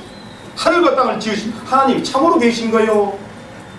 예수 믿는다고 교회를 다니는데 그냥 예수 믿으면 내 죄 짓는 걸 다 용서해주고 혹시 하나님이 계시면 천국에 갈까? 믿져야 본전으로 그렇게 나가는데 그 마음을 하나님이 다 알고 있어서 그렇게 믿는 사람은 천국에 못 갑니다. 그렇게 해서 하나님 속이라고 말해야 돼요. 하나님은 참으로 계십니다. 내 폐부와 골수와 심장을 다 뚫고 계십니다. 자, 다음 보십시오. 성경 38장 31절입니다. 내가 묘성을 매여 떨기되게 하겠느냐 삼성의 띠를 풀겠느냐 내가 12궁성을 때려 따라 이끌어 내겠느냐 북두성과 그 속한 별들을 인도하겠느냐 내가 하늘의 벽돌을 아느냐 하늘로 그 권능을 땅에 베풀겠느냐 그렇게 물어보고 있습니다. 내가 묘성을 매여 떨기되게 하겠느냐. 묘성이라는 별이 무슨 별이냐. 여러분들 백과사전을 한번 찾아보세요. 그래서 묘성을 찾아보세요. 묘성이 뭐라고 써있는 거예요. 묘성이라는 별은 서양 천문학에서 말하기를 플레이아데스라 하는 별이다. 그렇게 설명이 나옵니다. 그런데 이 플레이아데스라는 별은 망원경으로 관찰해 볼 때 14등성 이상 되는 별이 250개나 모여있는 성단별이다. 그렇게 설명이 나왔어요. 이 묘성이라는 별은 14등성 이상 되는 별이 250개나 한테 옹기종기 모여있는 그런 성단별이라는 거예요. 그런데 묘성을 매여 떨기되게 하겠느냐. 떨기란 말이 뭐예요? 떨기 무슨 뜻입니까? 포도가 한 수월에 이게 옹기종기 붙어 있는 것을 한떨기의 포도라 그래요. 한떨기 장미꽃. 그럼 뭐 노래 가사에 그런 말이 있어요. 한 가지에서 장미꽃이 한 송이가 피어 있는 것이 아니라 여러 송이가 한 번에 피어 있는 그런 장미꽃을 한떨기 장미꽃이라고 해요. 그러므로 묘송을 매여 떨기되게 하겠느냐 그 말은 묘송이라는 별은 여러 개의 별이 한 번에 옹기종기 모여있다는 뜻인데 그걸 어떻게 알았어요? 그걸 어떻게 알았어요? 떴냐고 말이에요. 갈릴레오라는 사람이 망원경을 만들어서 지금부터 500년 전 욥이 이 성경을 쓴 것은 3600년 전. 갈릴레오가 망원경을 만들어가지고 쫙 보니까 플레셋산 별이 여러 개 비어있는데 확 깜짝 놀란 거예요. 갈릴레오가 만약에 여기서 이게 38장 31절에 묘송을 매여 떨기되게 하겠느냐라는 말이 써진 줄 알았다면 깜짝 넘어졌을 거예요. 여기에서는 엽기서 이것은 하나님이 쓴 것이 분명하구나 하고 놀랐을 거예요. 갈릴레오가 그것을 몰라 다행입니다. 자, 그러므로 이게 하나님 말씀한 게 틀림없죠? 그 다음 보십시오. 35절입니다. 내가 번개를 보내어 가게 하되 그것으로 내게 우리가 여기 있나이다 하게 하겠느냐? 이렇게 써요. 우리가 여기 있나이다 라고 써진 그 부분을 이렇게 여러분들 책에다가 따옴표를 쓰세요. 따옴표. 예, 우리가 여기 있나이다 이렇게 따옴표를 쓰면 이렇게. 이 말을 누가 한 거냐? 번개가 하는 말이에요. 번개를 한자로 어떻게 쓰느냐? 그러니까 번개를요. 이게 번개전자예요. 번개전. 전기 할 때의 전자가 번개전자입니다. 그런데 이 번개는 지나갈 때 어떻게 지나가냐? 그러니까요. 팍하고 지나가면 이렇게 물결 모양으로 지나가요. 그래서 전파를 가리켜서 단파, 중파, 예, 초단파, 초장파 그러잖아요. 파란 말 다 물결 파죠. 예. 그러니까 번개란 말을 다시 바꿔놓으면 전파라고 말할 수 있어요. 전파. 이웅평 소령이 미국기를 타고서 휴전선을 넘어서 우리나라에 올 때 우리 한국의 공군기지에서 그걸 알았어요? 몰랐어요? 모르면 큰일 납니다. 개성에서 서울까지 달았는데 5분도 안 돼. 만약에 그 미국기가 휴전선을 넘어서 우리 영공을 침범할 때에 모른다고 하면은 우리는 서울 사람들은 전부 죽어요. 이웅평이가 휴전선을 막 넘어자마자 우리 한국의 레이더에 탁 잡혀버린 거예요. 오산 비행장에서 보내고 있는 레이더 2에서 잡혀버린 거예요. 레이더가 계속 보낸 거예요. 그게 번개예요. 여러분들 화학섬유로 된 옷을 갖다 싹 깜깜한 방에 벗을 때에 머리 붙어가지고 바짝거리면서 머리가 쫙 따라붙죠? 정전기라고 하지요. 예, 그게 번개입니다. 비가 올라올 적에 땅에서 마이너스 전기가 생기고 구름 위에 플러스 전기가 생깁니다. 빗방울이 후두둑 떨어지니까 느티나무 위에서 물이 쪼르륵 흐르니까 거기에 마이너스 전기가 뼈 쪽에 모이죠. 그럴 때 확 하고 방귀 일어나는 게 그 번개예요. 여기 바로 그 번개입니다. 오산 비행장에서 계속해서 번개를 보내고 있는데 그 번개가 저 휴전선에서 괴물체가 탁 나타나니까 그게 탁 전파가 부딪혀가지고 우리가 여기 와 있습니다. 휴전선에 지금 미국이가 하나 나타났습니다. 그렇게 말한 거예요. 그래서 알아낸 거예요. 누가 번개를 보내어 가게 하되 그 번개로 하여금 너에게 우리가 여기 있습니다 라고 말하게 하겠느냐. 레이더의 원리입니다. 그러므로 여기라는 사람이 전파 물리학자란 말입니까? 어떻게 이렇게 적어요? 고도의 전파 물리학자라 할 수 있는 거예요. 레이더가 생겨난 것은 태평양 전쟁 말기에서 레이더가 나왔어요. 그전엔 레이더가 없었습니다. 그런데 레이더가 이렇게 나온 거예요. 하나님의 말씀이 분명합니다. 다음 37절 보세요. 누가 지혜로 구름을 계수하겠느냐? 누가 하늘에 병을 쏟아 티끌로 지력을 이루며 흙덩이로 서로 붙게 하겠느냐? 예. 무슨 말인지 모르겠죠? 참 읽어도 모르는 거예요. 누가 하늘에 병을 쏟아 티끌로 지력을 이루며 흙덩이로 서로 붙게 하겠느냐? 여러분들 이거 잘 이해가 안 될 거예요.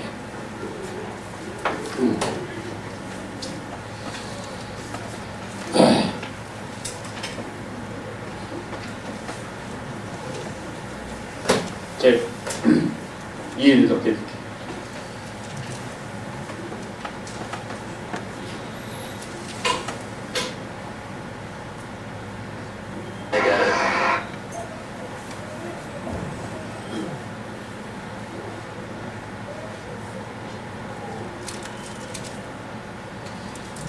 그 실험 가운데는 우주이론에 관한 실험이 중요한 부분을 차지했습니다. 이런 실험에서는 우주인 자신이 우주이학에 대한 실험 대상이 되는 것입니다. 우주선원이 환경은 여기 뭔가 하면은 우주선, 저 우주선 안에서는 사람이 저렇게 둥둥 떠다닌답니다. 높은 하늘에 올라가. 높은 하늘에 올라가서 우주선 안에 있으면 숨 쉬고 살지만 우주선 밖에 나오면 숨 못 쉬게 죽지요. 그러나 우주복을 입고 산소통을 매면은 우주선 밖에 나와서도 살 수가 있는데 우주선 밖에 나오면은 사람이 둥둥 떠다녀. 떨어지지 않냐고. 무중력 상태니까. 쇠도 떠 있으니까 사람도 떠 있죠. 그런데 우주선 안에서 물방울이 어떻게 되느냐. 물방울이 이렇게 되는 거예요. 가장 중요한 것은 중력이었다는 것, 바로 무중력 상태라는 점입니다. 소위 콜롬비아가 우주왕복선 사상, 우주에서 가장 오래 체류하는 기록을 세웠습니다. 이 그림은 우주왕복선 콜롬비아가 물방울 실험을 하고 있는 장면입니다. 예. 물방울이 저기 떠 있답니다. 무중력 상태의 우주선 안에서는 물방울이 둥둥 떠 있어. 우주선 안에뿐만 아니라 우주선 밖에도 저런 물방울이 있으면 다 떠 있는 거예요. 그 우주선 밖에 우주 공간에 물방울이 저런 놈이 수없이 많게 떠 있는데 거기에 땅에서 흙먼지, 바싹 마른 흙먼지를 갖다가 매출을 갖다가 추록을 갖다가 부어놨다고 합시다. 그러면 그 먼지도 그냥 떠 있는 거예요. 근데 그 먼지 속에 저런 물방울이 많이 떠 있으면 어떻게 되겠습니까? 그 먼지가 전부 물방울이 엉키는 것입니다. 그래서 그 물방울이 걸쭉하게 돼요. 걸쭉하게 기름덩어리가 돼.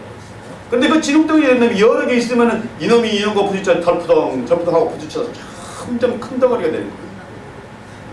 먼지가 점점 많이 내리면은 그 걸쭉하던 것이 이제 흙덩어리가 돼가지고 흙덩어리가 엉켜 붙여가지고 지구를 형성하는 것입니다. 이게 그 말이에요. 이게 그 말이에요. 예, 더 읽어보랍니다. 네, 다시 한번 읽으랍니다. 누가 하늘에 병을 쏟아 티끌로 지륵을 이루며 흙덩이로 서로 부패하겠느냐. 영어 성경에 이렇게 되어 있습니다. Who can stay the battles of the heaven when the dust grows hardens and the clouds cleave fast together. 이렇게 써 있습니다. 누가 태초에 먼지가 서로 엉켜가지고 건달해지고 흙덩어리 될 때 거기다 물병을 비워서 그렇게 만들 수 있겠느냐? 이렇게 있단 말이에요. 저 우주 공간에서 이렇게 물도 떠 있고 먼지도 떠 있어. 그것들이 엉켜가지고 물이 있어야 엉켜붙지 않겠습니까? 자, 보세요. 이렇게 해서 엉켜붙었다.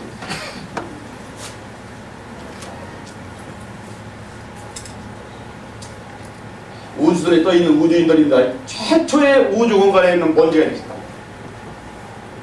최초의 우주 공간에 있는 먼지가 있었어. 저 먼지가 엉켜가지고 점점 이제 거기서 작은 알갱이가 생긴 거예요. 이것들이 부딪혀서 깨지기도 하고 다시 이게 붙어가지고 충돌해서 큰 덩어리가 돼서 지구가 형성됐다.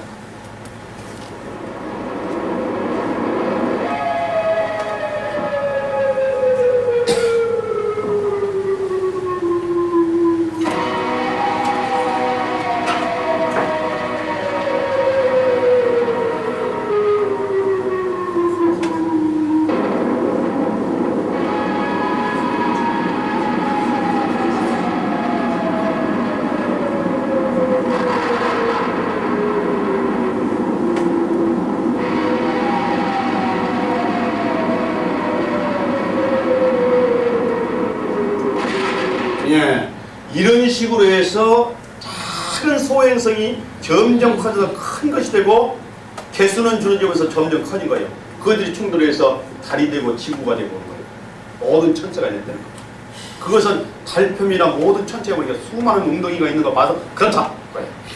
이제 모든 것이 과학적으로 확실히 어떤 과학자도 부인하지 못합니다. 그런데 이게 이렇게 됐어요. 무슨 뚱땅대 같은 소리가. 누가 하늘에 병을 쏟아 티끌로 지륵을 이루며 흙덩이로 서로 부패하겠느냐. 어디 못 알아 무슨 말인지 모르는 말이 있었거든요. 이게 폭풍 가운데서 하나님이 요구한 말이에요. 보세요. 천체의 생성 과정을 설명한 것이 분명합니다. 나 여호와가 이렇게 했다. 네가 과하면 할 수 있느냐? 그런 말이에요. 예, 더 읽어봅시다. 그 다음 성경을 더 읽어봅시다. 39절이 네가 암사자를 위하여 식물을 사냥하겠느냐 젊은 사자의 식량을 채우겠느냐. 그것들이 굴에 엎드리며 산림에 누워서 기다리는 때이니라. 까마귀 새끼가 하나님을 향하여 부르짖으며 먹을 것이 없어서 오락가락할 때에 그것을 위하여 먹을 것을 예비하는 자가 누구냐. 이렇게 지금 하나님이 물은 것은 까마귀 굶주린 까마귀 먹여주는 것도 나 여호와가 먹여주고 있다. 굶주린 사자도 내가 먹여주고 있다. 그 말이에요. 그러려고 하나님 다 하신대요. 요 내용에 대해서 여러분들은 진화에 있다고 하는데 이 성경에서는 진화에 있다고 하지 않고 하나님이 다 만들었다고 합니다. 그 하나님이 다 창조했다는 그 증거, 진화가 틀리고 창조가 맞다고 하는 증거는 매일 제가 많이 보여드릴게요. 근거들은 확실하게. 자, 그런데 이제 창세기 1장으로 돌아갑시다. 창세기 1장 1절.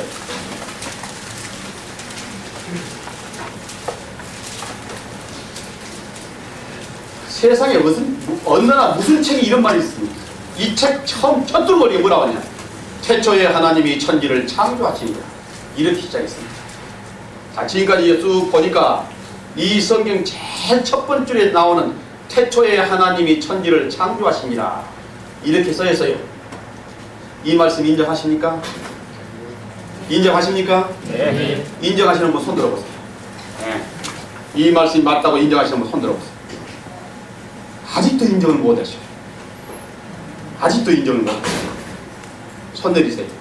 인정을 아직도 내가 인정을 못하겠는 분, 뭐 이것도 아니고 저것도 아닌 분도 있겠죠. 못하시는 분 확실히 손 들어보세요. 나도 그거 가지고는 아직 인정 못하겠습니다. 그러시면 손 들어보세요. 그렇지, 그런 분도 없으실 것 같네. 예. 부인도 못하겠고 시인도 못하겠는 분도 계시네요. 부인도 못하고 시인도 못하시는 분 계셔. 네, 좋습니다. 솔직하게 말씀해 드려야 돼요.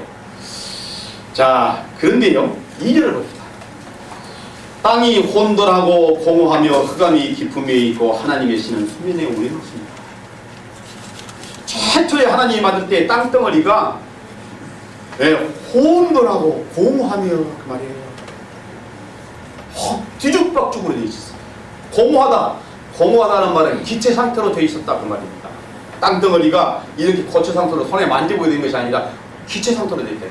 이 방 안에 지금 가득 물질이 차 있습니다. 눈에 안 보이지만 물질이 차 있어요. 산소, 수소, 그래, 질소 그런 것들이 꽉 차 있는 것입니다. 암모니아는 뭐예요? 질소 가지고 암모니아 만드는 거예요. 이 공기를 다 모아있고 압축에 그러면 그것이 하얀 암모니아 가루가 되는 거예요. 눈에 안 보이는 공기가 눈에 보이는 암모니아 가루가 되는 거예요.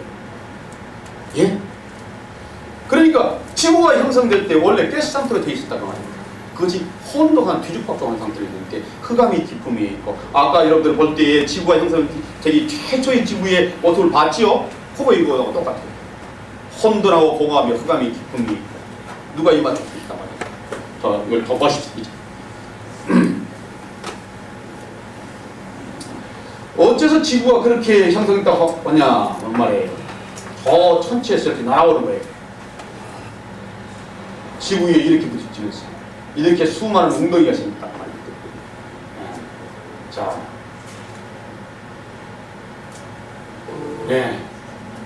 금속의 표면에 수없이 많은 웅덩이 있잖아요. 웅덩이 맞죠? 다음에 보세요. 여기 토성의 위성이 마이머스라고 하는 그 위성인데 여기도 큰 웅덩이가 있고 주변에 작은 웅덩이가 있지 않습니까? 이거는 엔서레이스라고 하는 별인데 여기도 수많은 웅덩이가 있잖아요. 한번 봅시다. 이건 달입니다. 달 표면이에요. 달의 착륙선이 지금 내려가고 있는 장면입니다. 어떻게 형성이 된 것이냐에 관하여 화산의 분화구가 아니다, 원석이 만든 흙집이다 아니다 등의 논란이 시작부터 분분했습니다. 그와 같은 웅덩이가 다른 행성에도 존재한다는 것은 우주선으로 태양계 탐사를 시작하고서야 낼 수 있었던 우주 개발의 앞서있던 소련이 미국에게 추월당하는 순간이었습니다. 이때부터 우주 개척이 지금 달에 착륙했던 그 착륙선이 달을 이륙하는 장면입니다. 이륙하면서 내다본 달 모습이에요. 여러분 보세요. 어떻게 되는가? 달 분위는 거대한 웅덩이들로 덮여있다고 해도 과언이 아닙니다.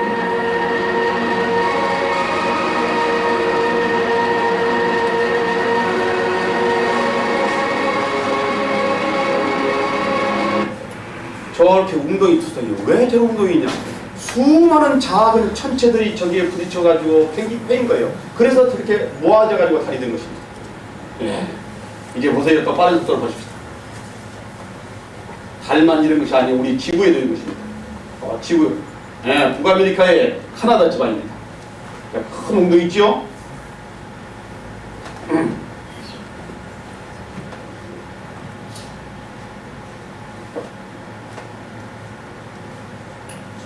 이건 오스트레일리아 아웃백이라고 있는 큰 이렇게 웅덩이입니다. 다음에 이것은 말이죠. 비가 와서 풍화작용이 있어서 이렇게 많이 없어지고 있어요. 그러나 북아메리카에 있는 것 같아요. 북아메리카에 있는 아리조나에 있는 큰 메인그 웅덩이입니다. 예. 지구에서 저런 웅덩이가 많이 저것이 화산이 폭발해서 된 것이 아니에요. 천체가 충돌해서 저렇게 된 것입니다.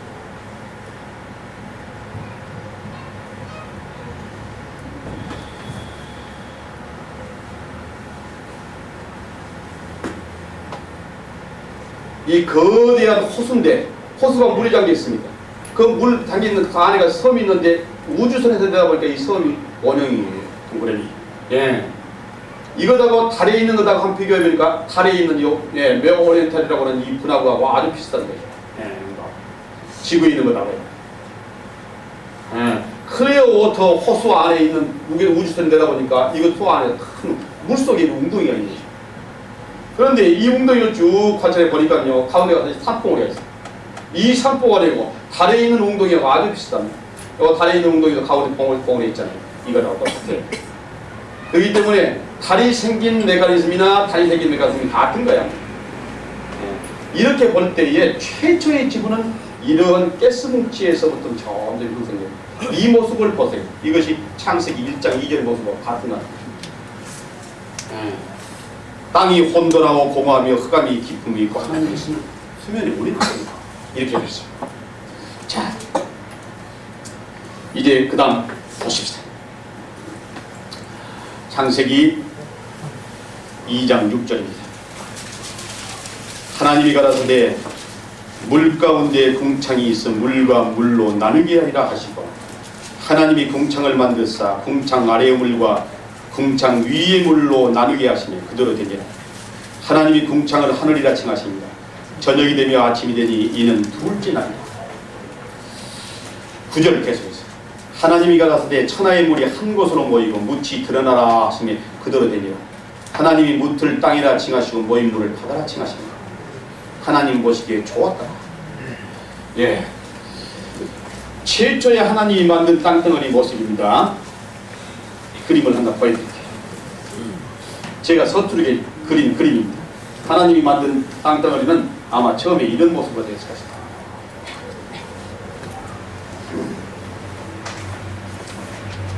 최초의 땅덩어리는 이렇게 이렇게 물이 있고 궁창 위에 물이 딱 덮어 있었는데 여기에 물이 한 곳으로 딱 모이니까 바다가 되고 이거 육지가 됐어요. 그리고 궁창 위에 물이 딱 덮어 있었다는 거예요. 하나님이 만드신 땅덩어리. 자, 요 궁창 위에 물이 딱 덮고 있으면은 북극과 남극이 지금처럼 춥겠습니까? 지금은 더 따뜻겠습니까? 이 물이 아주 우리 피부에 차갑게 느껴지는 온도가 15도면은요. 여러분들 저 모기통에 가서 냉수 쏙 들어가면 아이고 추워 하는 그 온도가 어느 몇 도냐 하니까는 15도입니다. 우리 몸이 36도이기 때문에 아주 차갑게 느껴져요. 그러므로 요 물이 여기 쌓인 물이 20도라고 봅시다. 20도의 영상 20도의 물이 딱 둘러싸고 있으면은 북극과 남극이 영하로 온도가 내려가겠습니까? 절대로 안 내려가죠. 그러므로 북극과 남극에는 얼음이 얼지 않습니까? 눈이 내리지 않아요. 궁창 위에 물이 이렇게 있을 때에 우리 지구의 북극과 남극은 절대로 춥지 않다고 말이에요.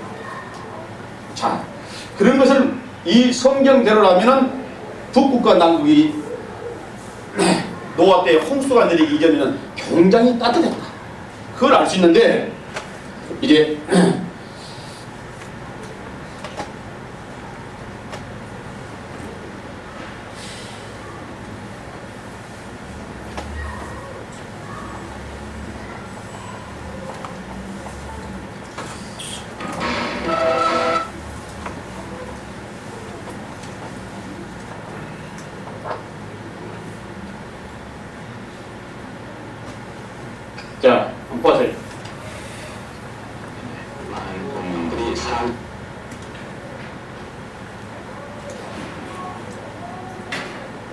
입니다. 일단 파일을 고치는 원인들을 라는 건가 봅니다.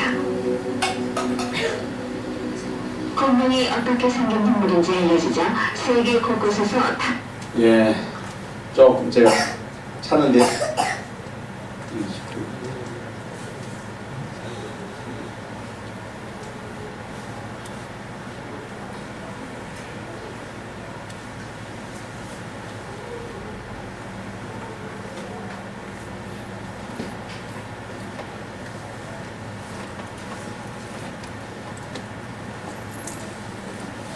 대기권은 투명한 수막으로 옛날에 덮여졌다는 거예요. 적도와 극지방 모두가 원활한 기온과 습도를 유지하고 해로운 방사선을 차단해주고 그러니까 아주 사람이 오래 살 수 있었다. 궁창 위에 물이 덮고 있었다. 명지대학교의 환경 생태학을 담당하고 있는 교수 이웅상 교수님이 신문에 기고한 내용인데 무슨 근거로 그런 기고를 했느냐 하니까는 여기에 이 잠자리 화석을 남극의 세모한 섬에서 발견했답니다. 그런데 이 잠자리가 날개 길이가 자그마치 여기서부터 여기까지가 1m가 된다는 거예요. 잠자리가 이렇게 큰 잠자리, 날개 길이가 1m나 되는 그런 잠자리가 화석으로 발견했는데 그것도 꽁꽁으로 남극 땅 세모화섬에서 발견한 거죠. 화석으로. 그러므로 옛날에 그렇게 큰 잠자리가 남극에서 살 수 있다는 것은 남극이 옛날에 굉장히 따뜻하지 않았느냐 그 말입니다. 어떻게 따뜻할 수 있느냐? 궁청 위에 물이 둘러싸여 있으면은 그 남극이 따뜻할 수 있다고 말이에요. 그게 지금 이 이용상 박사의 주장이죠. 예. 그러니까 성경대로 맞은가 안 맞은가 뭐라는 말이에요. 뭐라 써 있습니까? 이상적인 지구 기온으로 길이가 1m 정도로 자란 잠자리 날개라. 예. 자 보십시오.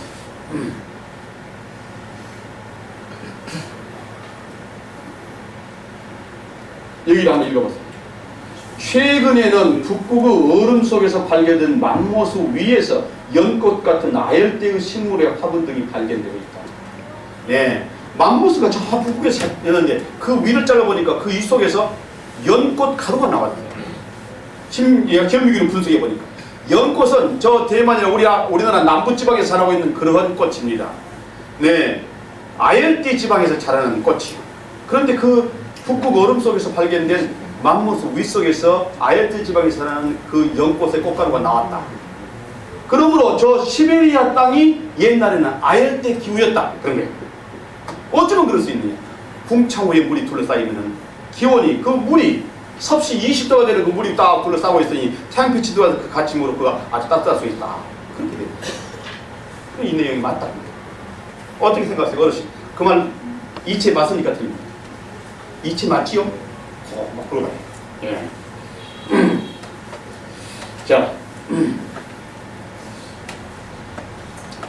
지금 저 추운 곳이죠. 어디 본 거 보면은요, 북극의 여름입니다. 저 북극을 지금 탐험하고 있습니다. 그런데 저 북극 땅에서 이러한 나무 화석이 발견됐어요. 누가 나무를 거기다 끌고 가다가 놔두는 것이겠지. 그래 썩은 것을 주다라고 북극에서 주웠다고 그러겠지. 그렇게 말하겠죠. 그러나 이게 나무 굴뚝이에 밑에 뿌리가 있는 것입니다. 네. 자, 한번 들어보세요. 식물들도 있고, 저 지대 주위에는 가물기나무 술방울이나 낙엽송들이 있습니다. 이것들은 이 잎사귀 나무의 열매나 씨앗들이죠. 이곳의 식물 화석은 아주 인상적입니다. 또 다른 중요한 자료는 당시에 살았던 동물들의 화석과 엑셀 하이버그 섬에 인접한 엘레스미어 섬에서 발견된 뼈가 가득 묻힌 무덤들일 것입니다. 엑셀 하이버그 섬에는 스원프 사이프러스나 돈 레드우드 같은 나무가 울창한 따뜻한 기온의 숲이 있었습니다. 오늘날로 치면 마치 미국 남동부 조지아주나 플로리다주의 숲과 흡사한 그런 숲일 것입니다. 동물 화석에는 거북이, 도마뱀, 악어와 숲에서 살았던 다양한 종류의 포유동물. 그러니까요, 저 북극 땅 엑셀 하이버그 섬이라는 그 북극에 있는 큰 섬이 꽁꽁 얼음 땅인데 여름철에 눈이 잠깐 얼음이 녹을 때에 거기 탐험한 거와 거기서 악어의 화석과 도마뱀, 거북이 그런 열대지방에 살고 있는 동물의 화석들이 여기서 무진장으로 발견되어 온 거예요. 화석으로 발견됐어요. 왜 더운 지방에 살고 있는 그런 파충류의 화석이 저 북극 땅에서 발견될 수 있느냐? 그러면 저 열대지방에서 그 악어가 그까지 올라와가지고 그렇게 거기 죽었단 말입니까? 그래서 화석으로 변했단 말입니까? 그럴 수는 없으므로 북극 땅이 옛날에 굉장히 따뜻했다는 것인 거예요. 그럼 어쩌면 그럴 수 있느냐? 궁창 위에 물이 둘러싸고 있으면 그렇다. 그러므로 이 창세기 1장이 기록된 말이 맞다 그 말이에요. 네. 그런 증거들을 지금 제가 계속해서 보여줄 겁니다. 내일 또 계속해서 보여드렸습니다만은 자 오늘 제가 보여드릴 이것은 이 정도 마치고 그 다음에 성경을 좀 읽어보자. 자 이거 보니까 바닷물을 한 곳으로 모여서 바다가 하나고 또 육지가 하나가 됐다. 그런데 우리가 알고 있는 바와 지금 우리가 살고 있는 지구는 5대양 6대입니다. 남북 아메리카 그리고 유라시아 대륙, 오세아니아 대륙, 남극 대륙, 저 아프리카 대륙. 그래서 6대륙이에요. 큰 땅덩어리만 있어 6개 쪼개졌어요. 여기는 한 덩어리 되어 있습니다. 그럼 뭐 어떻게 해서 쪼개졌느냐? 하나님께서 노아 홍수가 난 다음에 그것을 쪼갰다 그렇게 됩니다. 어떻게 정말 땅덩어리가 쪼개진 그것들을 내일 그 자료를 보여드리겠습니다. 여기 젊은 분들 와 계시는데 젊은 분들은 고등학교 때 배울 게 뭐라고 그러는 거니? 지판 이동설에 대해서 지구의 지판이 그 마그마 위에 떠 있다가 그것이 지구 변동에 의해서 땅이 쪼개져 가지고 지금과 같이 땅덩어리가 됐다고 고등학교 교과서 보면 분명히 기록되어 있어요. 자 그런 그 나이 잡수신 분들은 그걸 못 믿으면은 지금 젊은이들 고등학교 다니고 있는 그 학생들한테다가 너희들 학교에서 정말로 땅덩어리가 이동해서 이렇게 쪼개졌다고 배우냐고 물어보세요. 이제 전부 하게 된 것입니다. 그런데 성경에 노아 홍수 이후에 하나님께서 땅덩어리를 쪼갰다는 말이 기록됐는데 거기 읽읍시다. 자, 창세기 10장입니다.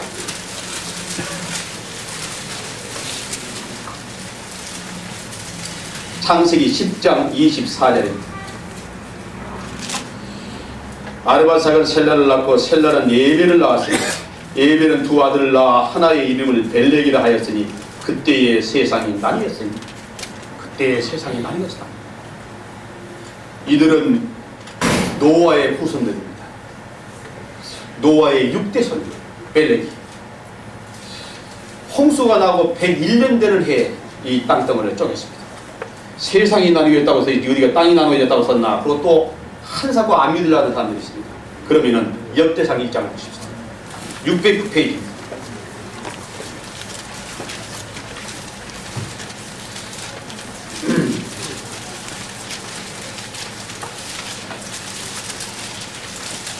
역대상 1장 18절입니다. 아르바삭은 셀라를 낳고 셀라는 예벨을 낳고 예벨은 두 아들을 낳아 하나의 이름을 벨렉이라 하였으니 이는 그때의 땅이 나뉘었습니다. 그때의 땅이 나뉘었다고 하셨어요. 벨렉을 낳았을 때 땅이 나뉘었다.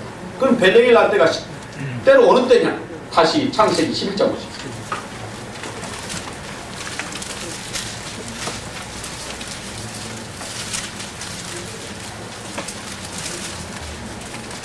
창세기 11장 10절입니다. 셈의 후예는 이러하니라. 셈은 누구냐면 노아의 큰아들입니다. 노아의 큰아들.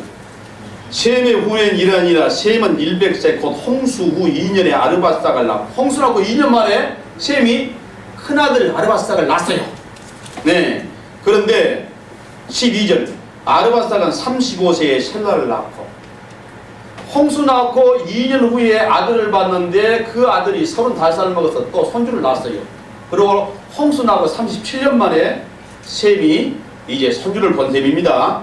그런데 14절 셀라는 30세에 예벨을 낳았고 그러니까 77년 만에 진손주를 봤습니다. 그 다음에 16절 예벨은 34세에 벨렉을 낳았고 그러므로 거기다가 34년을 더해보니까 101년이 되는데 101년 되는 해에 고손주를 봤어요. 그 벨렉을 낳았을 때에 땅이 쪼개졌다. 홍수 나고 101년 되는 날 땅이 쪼개진 거예요. 이게 벨렉은 쌍둥이입니다. 인사를 받았어요. 아, 이 셈을 따나니까 아, 고손주 봤다면서? 아, 나 고손주 봤네. 그러더니 아니, 다른 사람은 이 사람아, 다른 사람들은 아들을 하나 낳기도 어려운데 한꺼번에 둘씩이나 낳네 그래야 하고 지금 축하 인사를 받고 있는데 와그릉 하면서 땅이 확 쪼개지기 시작하면 도랑이 됐어요. 아, 이 사람 빨리 건너 뛰어오게. 그런데 건너 뛸 수가 없어요. 점점 그랬더니 한강 저쪽이 되고 이쪽이 됐어요. 소리쳐도 다 소리 안 들리고. 그러더니 점점 그래서 황해바다 저쪽이 쪽땅이 되고 이쪽이 되고 이렇게 쪼갰다는 거예요. 에이, 그게 있을 수 있느냐? 성경은 그렇답니다. 그러니까 그렇게 땅이 쪼개질 수 있는 근거를 매일 보여드리겠습니다. 다음 창세기 2장 갑시다.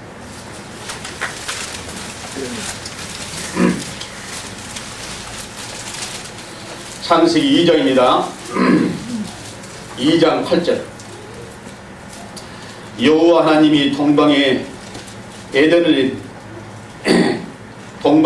동산을 창설하시고 그 지으신 사람을 거기 두시고 여호와 하나님이 그 땅에서 보기에 아름답고 먹기에 좋은 나무가 나게 하시니 그 동산 가운데는 생명나무와 선악을 알게 하는 나무도 있더라. 온 땅은 다 황무지고 에덴 동산만 아름답게 해서 그가 모든 동물과 식물을 거기서 창조해서 거기서 자라게 됩니다. 에덴 동산. 근데 그 에덴 동산이 어딘가? 에덴 동산 위치를 알아봅시다. 10절. 강이 에덴에서 발원하여 동산을 적시고 거기서부터 갈라져서 네 그룹이 되었습니다. 에덴 동산에서 강이 4개 흘러나왔어요. 한 강이 흘러다가 거기서 4쪽으로 쪼개졌단 말입니다. 쪼개졌는데 그 중에 둘째 강은 지금 현존하는 강이 아니에요. 그런데 14절 보세요. 셋째 강의 이름은 히테겔이라 아수르 동편으로 흐르며 넷째 강은 유프라데더라. 이렇게 됐어요. 히테겔이라는 강은 거기에 아람어로는 히테겔이나 그 강을 그리스 말로는 뭐라고 하냐? 티그리스 강이라고 합니다. 여러분들 이라크 중심부에 흐르고 있는 두 강이 있어요. 그 지도를 보세요. 지도를 보게 되면은 그 히테겔이라고 쓰지 않고 티그리스라고 되어 있어요. 네. 그러나 여러분들 역사부터를 갖다가 보게 되면은 고대에는 그걸 티그리스라고 하지 않고 히테겔이라고 불렀어요. 여기 히테겔이라고 하는 강은 티그리스 강입니다. 티그리스 강과 유프라테스 강이 저 터키의 그 아르메니아 고원에서 발원해가지고 바노라고 하는 호수에서 발원해가지고 그 둘이 이라크 중심부를 넣어서 페르시아만으로 흘러들어가는 강입니다. 그 두 강 사이의 땅, 그 말을 아람어로 뭐라 하냐면 메소포타미아라고 해요. 메소포타미아라는 말 들었죠? 인류 문명이 발상한 4곳이 있어요. 가장 오래된 곳이. 거기가 이집트의 나일강, 메소포타미아, 항아유역, 인더스강 4군데예요. 근데 그 중에서 제일 오래된 것이 어디냐? 메소포타미아라고. 여러분들 역사책 보세요. 역사책 펼쳐보란 말이에요. 전부가 다 메소포타미아가 인류 문명이 최초로 발상한 것이다. 그렇게 되어 있습니다. 고국자들이 연구하고 연구원경가 그 결론을 내렸습니다. 그런데 하나님이 이 강이 흐르는 곳에 그 강 중심지에 에덴 동산을 만들어가지고 거기다가 사람을 창조해놨다. 그래서 맞지 않습니까? 빠져있더라. 이 성경이 아무렇게 쓰는 거 아니에요. 사실이 있는 그대로 써요. 자, 맞지요? 그런데 하나님이 지을 때 남자와 여자를 지었습니다. 남자를 먼저 지었고 남자 혼자 독차하는 것이 좋지 않으니까 남자를 잠들게 하고 그 옆구리에서 칼빗들을 쥐어서 여자를 지었다. 그랬어요. 말도 안 되는 소리. 여러분들이 이체 말도 안 되죠. 그렇지만은 이게 이 모든 말씀이 다 맞은 거예요. 자, 보리떡 5개 가지고 5,000명을 어떻게 밀고 나머지 거둔 것이 12바가지가 된단 말인가. 그게 이치가 안 맞은 거예요. 같은 거예요. 그렇지만 고조 할아버지를 내가 못 봤지만은 고조 할아버지가 계셔야 징조부가 계시고 조부가 계시고 아버지가 계시고 내가 존재하는 거예요. 내가 이 땅에 존재한다는 것은 고조 할아버지가 계시다는 게 확실한 거예요. 저 나무 높이 올라가 보지 않냐고도 저것이 60m 되는 것을 아는 것은 여기서 될 수 있는 1m짜리 재보고 그림자를 재봤더니 그림자와 실물이 반밖에 안 된다는 사실이에요. 그리고 그 나무의 그림자를 재보니까 30m, 그러므로 60m다. 그런 것처럼 이 성경에 보리떡 5개하고 5,000명을 먹이고 나머지 거두니까 12바구니 따다는 말은 도저히 못 믿을 것 같지만 이 성경 푯말이 이렇게 다 맞으니 아하, 하나님이 이 땅덩어리를 만들었구나. 사람이 살고 있는 땅덩어리가 그저 평평히만 알았는데 공청 떠갖고 공중에 둥 떠 있어. 그걸 옛날에 몰랐어. 그런데 이 성경에 써 있어. 그러므로 하늘 땅을 만드신 분이 있었구나. 저 우리가 살고 있는 이 땅덩어리로 하늘에 둥 떠 있는 저 달도 하나님이 만드셨구나. 달과 땅을 만드신 그 능력의 하나님이라면 호리떡 5개가 5천 명이 있는 거 식은 줄 먹겠지. 맞구나. 그러니까 사람을 흙으로 만들어서 그 갈빗대를 피해서 여자를 만들었단 말이야. 맞구나. 오늘 제가 이 정도 말씀드렸습니다만 여러분들이 계속 이야기 들어볼 때 내일 들어보고 또 모레 들어보면은 정말이다 의심할 수 없이 믿어질 거예요. 그러나 제가 말씀드리는 결과적으로 그걸 말하는 것이 아니라 여러분들이 영원한 생명을 얻는 그 문제예요. 예수 그리스도를 내 구주로 영접함으로 말미암아 하나님의 자녀가 되어서 그래서 새 하늘과 새 땅에 가자. 그것이 제가 말씀드리려는 것이죠.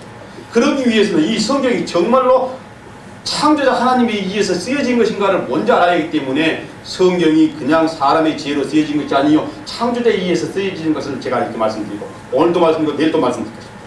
모레까지 말씀드렸죠. 그 다음에 우리가 어떻게 해야 이 진리를 깨달아서 하늘나라 백성이 될 수 있는가를 말씀드릴 거예요. 자, 오늘 여러분들이 장시간 말씀 듣느라고 수고 많이 하셨습니다.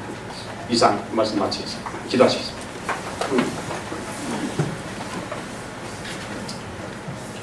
자비로우신 하나님 아버지, 선지자와 사도를 명예해서 기록하신 모든 말씀 가운데 당시의 사람들의 지혜로선 도저히 알 수 없었던 말씀들이 기록되었으므로 이 말씀이 하늘과 땅을 지으신 아버지 하나님의 성령의 감동하심이 아니고는 도저히 기록될 수 없다고 하는 사실을 증거하였습니다.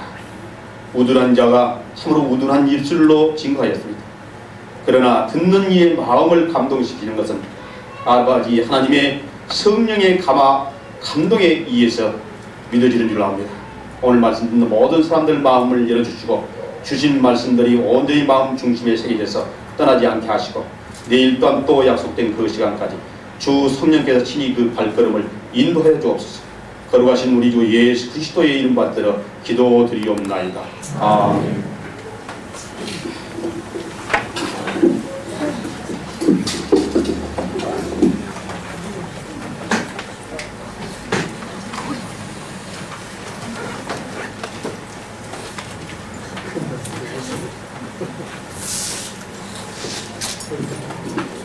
찬송 315장 그러시고 315장입니다.